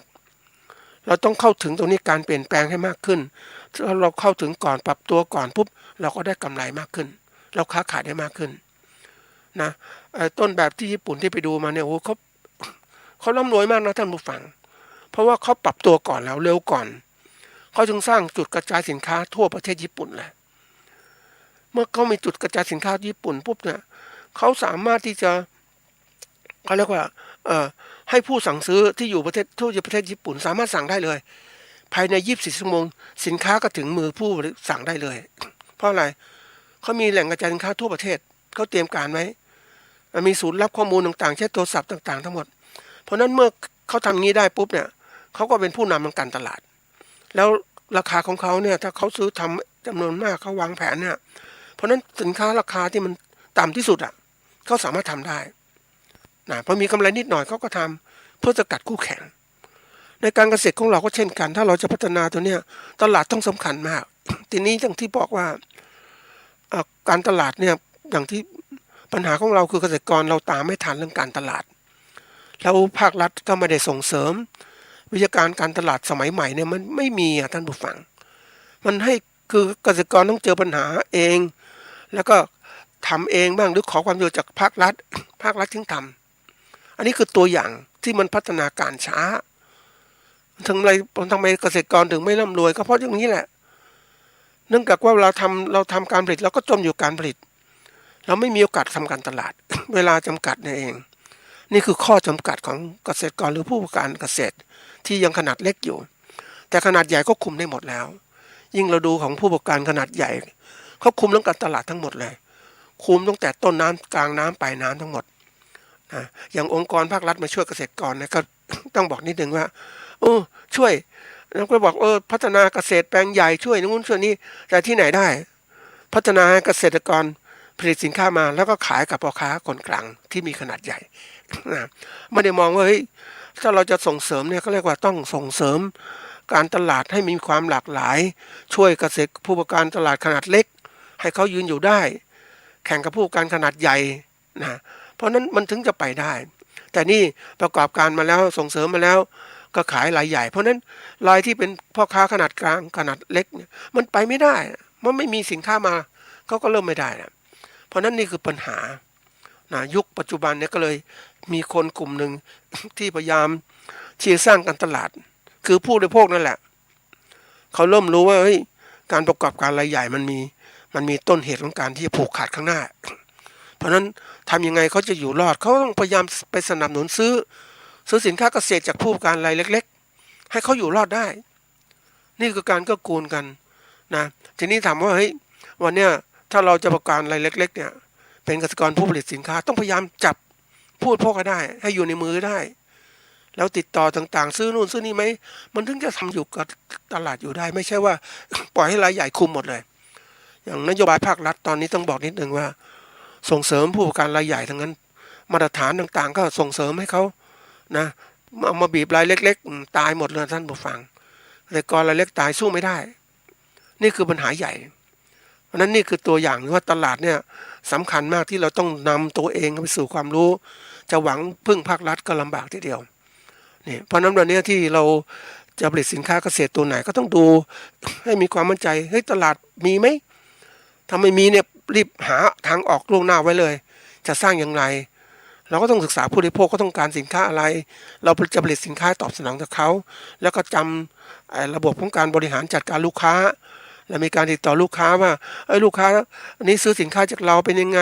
เขาเคยซื้อเพราะนั้นเรื่องระบบของการข้อมูลเนี่ย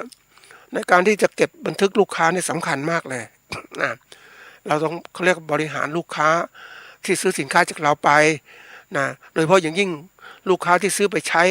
ไปบริโภคเองเนี่ยสำคัญมากนะผู้ประกอบการที่ญี่ปุ่นที่เขาทำเนี่ยเขามีทั้งหมดนะบันทึกข้อมูลลูกค้าหมดเลยเพราะนั้นเขาจะตอบสนองตรงความต้องการหมดเขาถึงเขาถึงสามารถแข่งขันได้นะอันนี้ตลาดนำเป็นเรื่องสำคัญนะเพราะนั้นวันนี้ผู้ประกอบการเกษตรผู้ประกอบการเกษตรกรนะก็ต้องรู้เรื่องนี้ถ้ารู้ไม่ทันนะท่านผู้ฟังเราจะลำบากในอนาคตเลยเราจะแค่เป็นลูกไล่หรือผู้ประกอบการในเครือข่ายเขาเท่านั้นเองก็ต้องคิดแล้วถ้าเราจะเป็นเครือข่ายใครก็ต้องดูว่าเขาให้ความยุติธรรมในราคาซื้อขายสินค้าเราไหมหรือให้แบบพออยู่รอดได้เราคิดแล้วอยู่รอดได้ไม่ไหวนะโอกาสข้างหน้าไม่ดีเขาเสี่ยงอ่ะเพราะนั้นวันนี้ต้องหาโอกาสทางตัวเองเหมือนกลุ่มผู้ผลิตข้าวนะผลิตข้าวนี้ปกติเขาขายลงสีแต่เขาทำเพื่อชุมชนของเขาต้องการหาทางอยู่รอดเขาก็เลยตั้งโรงสีของเขาเองช่วยกันแล้วก็เริ่มกระจายสินค้าแบบเครือข่ายไปยังผู้บริโภคช่วยกันซื้อกันขายนี่คือตัวอย่างนะเราจะพึ่งใครไม่ได้เราวันนี้ต้องพึ่งตัวเองนะถัดมาตัวที่2เนี่ยนวัตกรรมเสริมตัวนี้สำคัญมากนะท่านผู้ฟังเราจะประกอบการอะไรก็ตามนะต้องมีนวัตกรรมที่มาทำให้การแข่งขันเราดีขึ้นเราชนะมากขึ้นการผลิตก็ต้องใช้นวัตกรรมการตลาดก็ต้องใช้นวัตกรรมอย่างการผลิตที่เคยเล่าให้ฟังว่าเราผลิตข้าวจะใช้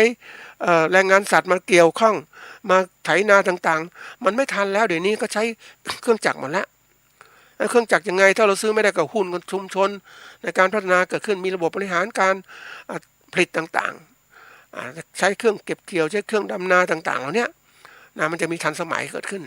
ก็ต้องคิดไม่ใช่ว่าเราทำงานแบบเดิมๆอย่างที่ผ่านมาไปเจอเขาเรียกว่าปกติเราทำนาข้าวนะเราก็ได้ไร่ละประมาณ100 กว่ากิโลหรือตันกว่าแต่ไปดูการเกษตรของประเทศจีนที่เขาเขียนมาขึ้นมาเฮ้ยมันได้ถึง1,600 กิโลกรัมต่อไร่แล้วทำไมเขาได้เขามีการเลี้ยงไก่ด้วยเลี้ยงเป็ดในนั้นด้วยนะเลี้ยงเป็ดเลี้ยงต่างๆในแปลงนาของเขาเนี่ยแหละนั้นเขาก็มีสร้างสมดุลในสิ่งแวดล้อมเขาไอเป็ดมันก็ไปกินหอยกินศัตรูต่างๆกินวัชพืชต่างๆแล้วก็ถ่ายไปเพราะนั้นต้นข้าวเจริญเติบโตขึ้นเขามีการระบบที่ดูศึกษาสิ่งแวดล้อมเพราะนั้นเขาจึงได้ทั้งขายข้าวในปริมาณที่มากแล้วก็ขายเป็ดได้จังหวะหนึ่งเขาไม่ให้เป็ดกินมากมายเขาให้กินแบบเฉพาะช่วงเวลาเท่านั้นเพราะนั้นมันเก็บหอยศัตรูข้าวต่างๆกินวัชพืชต่างๆที่เกิดขึ้นนี่คือตัวอย่างนะในการพัฒนาเทคโนโลยีต่างๆในการเกษตรเขามีทันสมัยเพราะนั้นถ้าเรามีงานวิจัยช่วยมันจะดีขึ้นนี่นวัตกรรมการผลิตนวัตกรรมการตลาดเดี๋ยวนี้เขาใช้สื่ออิเล็กทรอนิกส์ต่างๆในการที่จะช่วยพัฒนาตลาดเนี่ยเราก็ต้องมีบ้างอย่างเดี๋ยวนี้ไปเจอหุ่นก็เลยนวัตกรรมปัญญาประดิษฐ์ในการโฆษณาสินค้า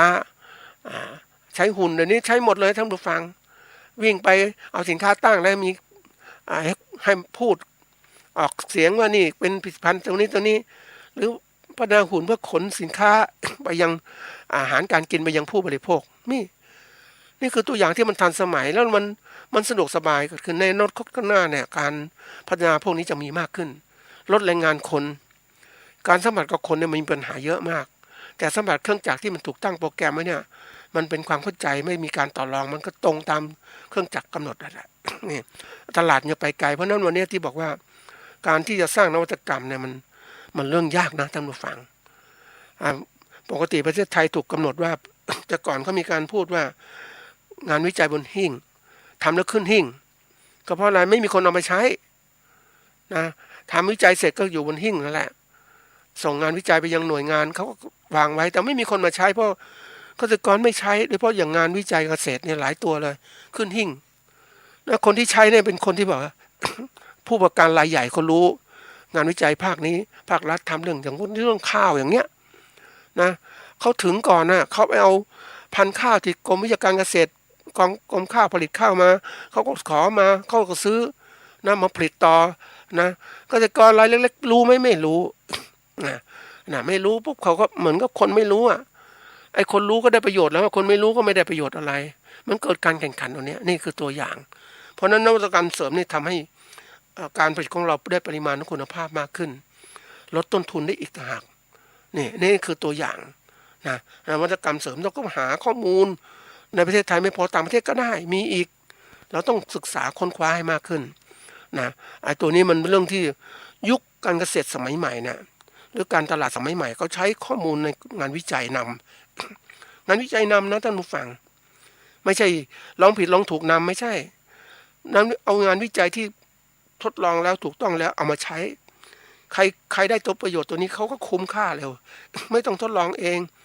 เอาความรู้วิชาการสมัยใหม่ไปประดิษฐ์ทำเลยทันทีเหมือนหุ่นยนต์นี่แหละเขาก็สามารถที่จะเอามาใช้ได้เลยนะซื้อมาการซื้อนี่เป็นตัวอย่างนะซื้องานวิจัยซื้อข้อมูลมาเนี่ยมันประหยัดการลงทุนถ้าเรามาทำเองเนี่ยต้นทุนมันสูงบางทีก็ไม่สำเร็จนะแต่บริษัทใหญ่ๆที่เขามีความสามารถก็ทำงานวิจัยเองเขาจะสร้างของเขาเองเพื่อบริษัทก็เป็นผู้นำเขารวมทุ่มทุนเพื่อการวิจัยมากแต่สำหรับการเกษตรของเราหรือการประกอบการเกษตรเราเนี่ยเกษตรกรไม่มีงบประมาณในการลงทุนหรอกเขาต้องใส่ข้อมูลภาครัฐทีนี้ภาครัฐทำเองก็ทำไปนะไม่มีใครผลงานไปใช้นะนอกจากทำไปเนี่ยผู้ประกอบการเกษตรขนาดใหญ่เขาได้ประโยชน์นะเขาเอาข้อมูลจากรัฐไปใช้เยอะแยะเขาจึงร่ำรวยไงนะทีนี้มาถึงว่าเพิ่มกำไรเนี่ยไอ้คำว่าเพิ่มกำไรเนี่ยแน่นอนนะกำไรคือ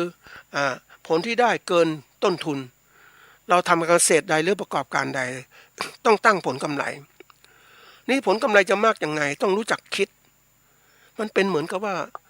การทำงานมีเป้าหมายนะท่านผู้ฟังเราทำงานทุกอย่างนะไม่ใช่เป้าหมายเพื่อทำการเกษตรเพื่อเป้าหมายพอกินพอใช้พอกินพอใช้ไม่สนใจไม่ได้เดี๋ยวนี้การเกษตรก็ต้องมีกินมีใช้มีเหลือใช้เป็นต้นทุนแล้วเป็นความมั่นคงในการเกษตรของเราต้องตั้งเป้าหมายอย่างนั้นคือมีกำไรนะทำแต่ละปีมีกำไรต้องรู้จักประเมินแต่ละปีเนี่ยมีกำไรเท่าไหร่นึกถึงผู้ประกอบการเขาเรียกว่าผู้ประกอบการนะผลิตเสื้อผ้ารายหนึ่งซึ่งเขาตั้งเป้าหมายของเขานะเขาเก่งมากเลยนะเขาตั้งเป้าหมายแต่ละการประกอบการแต่ละปีเนี่ยเขาต้องมีกำไรเท่าไหร่เขาตั้งไว้เพื่อที่อะไรทำทั้งหมดเพื่อไปสู่เป้าหมายนั้นอย่างปีนี้ต้องกำไร10 ล้านอย่างเงี้ยเขาก็ทำเลยตั้งเป้าหมายไว้ไม่ใช่ทำงานไร้เป้าหมายปีนี้ทำการเกษตรทำแบบเนี้ยทำอย่างเงี้ยเหมือนเดิมแล้วไม่เคยตั้งเป้าหมายว่าสำเร็จผลเท่าไหร่นายกประกอบการสมัยใหม่บริหารงานสมัยใหม่เนี่ยเขาจึงมีระบบที่เรียกว่าตั้งเป้าหมายความสำเร็จอย่างเขาจะมีการตั้งทำงานนะประการแรกต้องมีกรอบของงานที่วางไว้ว่าเรามีกรอบเท่านี้นะเรามีกรอบเท่านี้ที่เราตั้งว่าจะทำงานแล้วเวลาสิ้นสุดปุ๊บเราก็มีการประเมินงานว่าเราได้งานชิ้นไหนสำเร็จอะไรไม่สำเร็จมีการวิเคราะห์ต่างๆแล้วตัวสำคัญที่สุดก็คือว่ากำไรมีไหมเนี่ยทำอย่างนี้มันทำให้เราก็มีความมุ่งมั่นในการประกอบการไม่ใช่รอนะทำไปเรื่อยๆอันนี้ไม่ได้ระบบการบริหารงานทุกเรื่องเนี่ยในสมัยใหม่เนี่ยเขาจะมีกรอบของงานแล้วก็ตัววัดถึงความสำเร็จ มีอะไรบ้างนะอันนี้ตัวสำคัญเลยยังเราวัดงานรัฐบาลที่ประกอบว่าจะขึ้นค่าแรงอย่างนี้แล้วทำให้ขึ้นไหมขึ้นค่าแรงคุ้มไหมมีบอกขึ้นค่าแรงนะท่านผู้ฟังไปเจอถ้าฟังดูดีนะภาครัฐบอกขึ้นราคาค่าแรงนะขึ้นค่าแรงเนี่ยทั่วประเทศไหมนะไม่ทั่วประเทศแล้วขึ้นค่าแรงดูว่าแต่ละจังหวัดมันเท่ากันไหมไม่เท่าเองนะแล้วผู้โฆษณาเนี่ยมันก็บอกขึ้นค่าแรงให้แล้วแต่ถามว่าทั่วประเทศไหมไม่ใช่เฉพาะจุดเท่านั้นเองแต่สามารถโฆษณาได้เพราะนั้นวิธีการประเมินเนี่ยแน่นอนว่าถ้าเรารัฐบาลประกอบนโยบายประกาศนโยบายว่าจะขึ้นค่าแรงต้องขึ้นทั่วประเทศเพราะค่าของชีพมันสูงขึ้นแล้วแต่นี่ไม่ทำเห็นไหมนี่เวลาเราดูการประเมินเราต้องรู้จักประเมินผลงานรัฐก็ได้เราก็ดูอย่างเนี้ยแล้วประเมินผลงานเราก็ได้ดูมีกรอบเป็นยังไงทำแล้วสำเร็จเท่าไหร่แล้วก็มาดูอะไรเป็นตัวปัญหาว่าทำให้ไม่สำเร็จอะไรที่เป็นตัวสำเร็จทำให้เราสำเร็จขึ้นต้องคิดต่อนี่คือระบบงานสมัยใหม่เราจะคิดว่าเฮ้ยทำการเกษตรไปเรื่อยๆอย่างเงี้ยนะไม่เคยคิดมีเป้าหมายเนี่ยนะรัฐบาลก็ส่งเสริมให้เกษตรให้ความสำคัญในการเกษตรอย่างงู้นอย่างนี้ถามว่าช่วยตลาดไหมไม่ได้ช่วย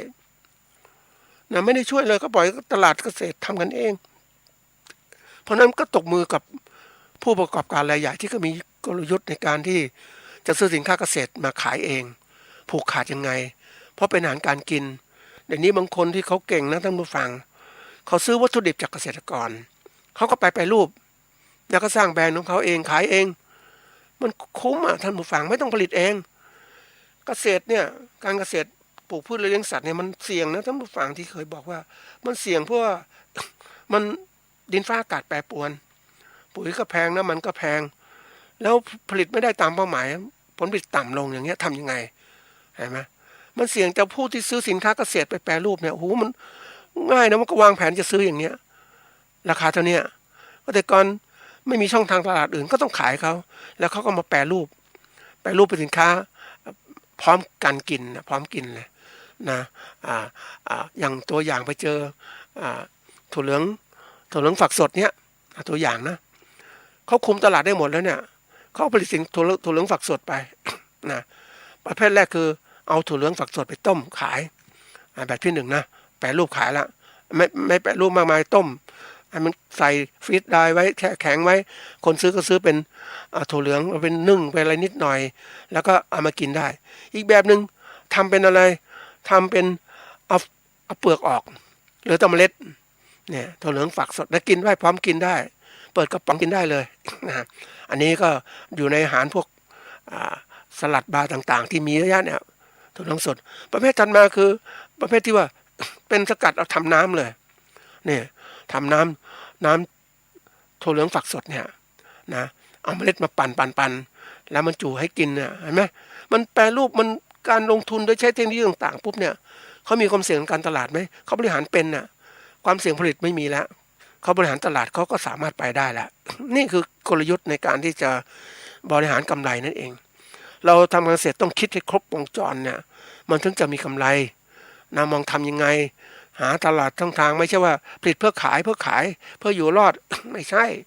ผลิตเพื่อถึงผู้บริโภคโดยตรงที่สัมพันธ์กับผู้บริโภคเราถึงจะร่ำรวยนะก็ฝากเป็นข้อคิดว่าตลาดนวัตกรรมเสริมแล้วก็เพิ่มกำไรนี่คือเป้าหมายที่ยิ่งใหญ่ของการประกอบการยุคใหม่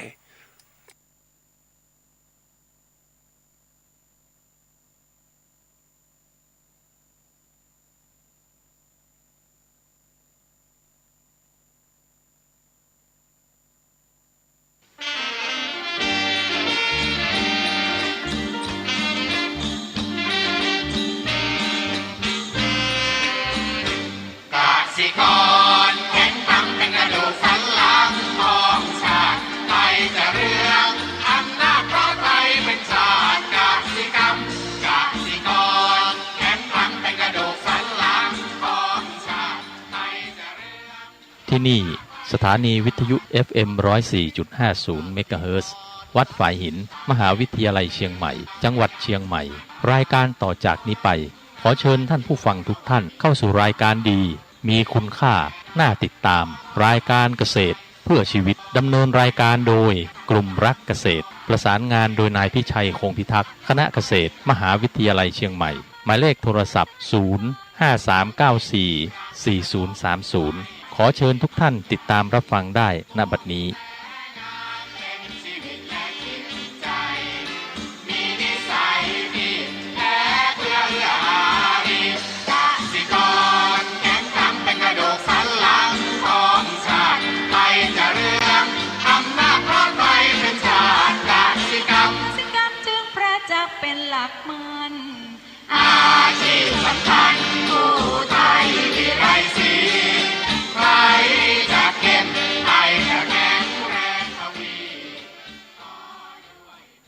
ข่าวสารเพื่อการประชาสัมพันธ์ก็มีความสนใจที่จะจัดทำหนังสือชุดความรู้เรื่องพระพรหมมงคลฝ่ายวิปัสสนาทองสิริมังคโลสาธารณบุคคลคุณภาพกับการเผยแผ่พระพุทธศาสนาก็จะมีการจัดพิมพ์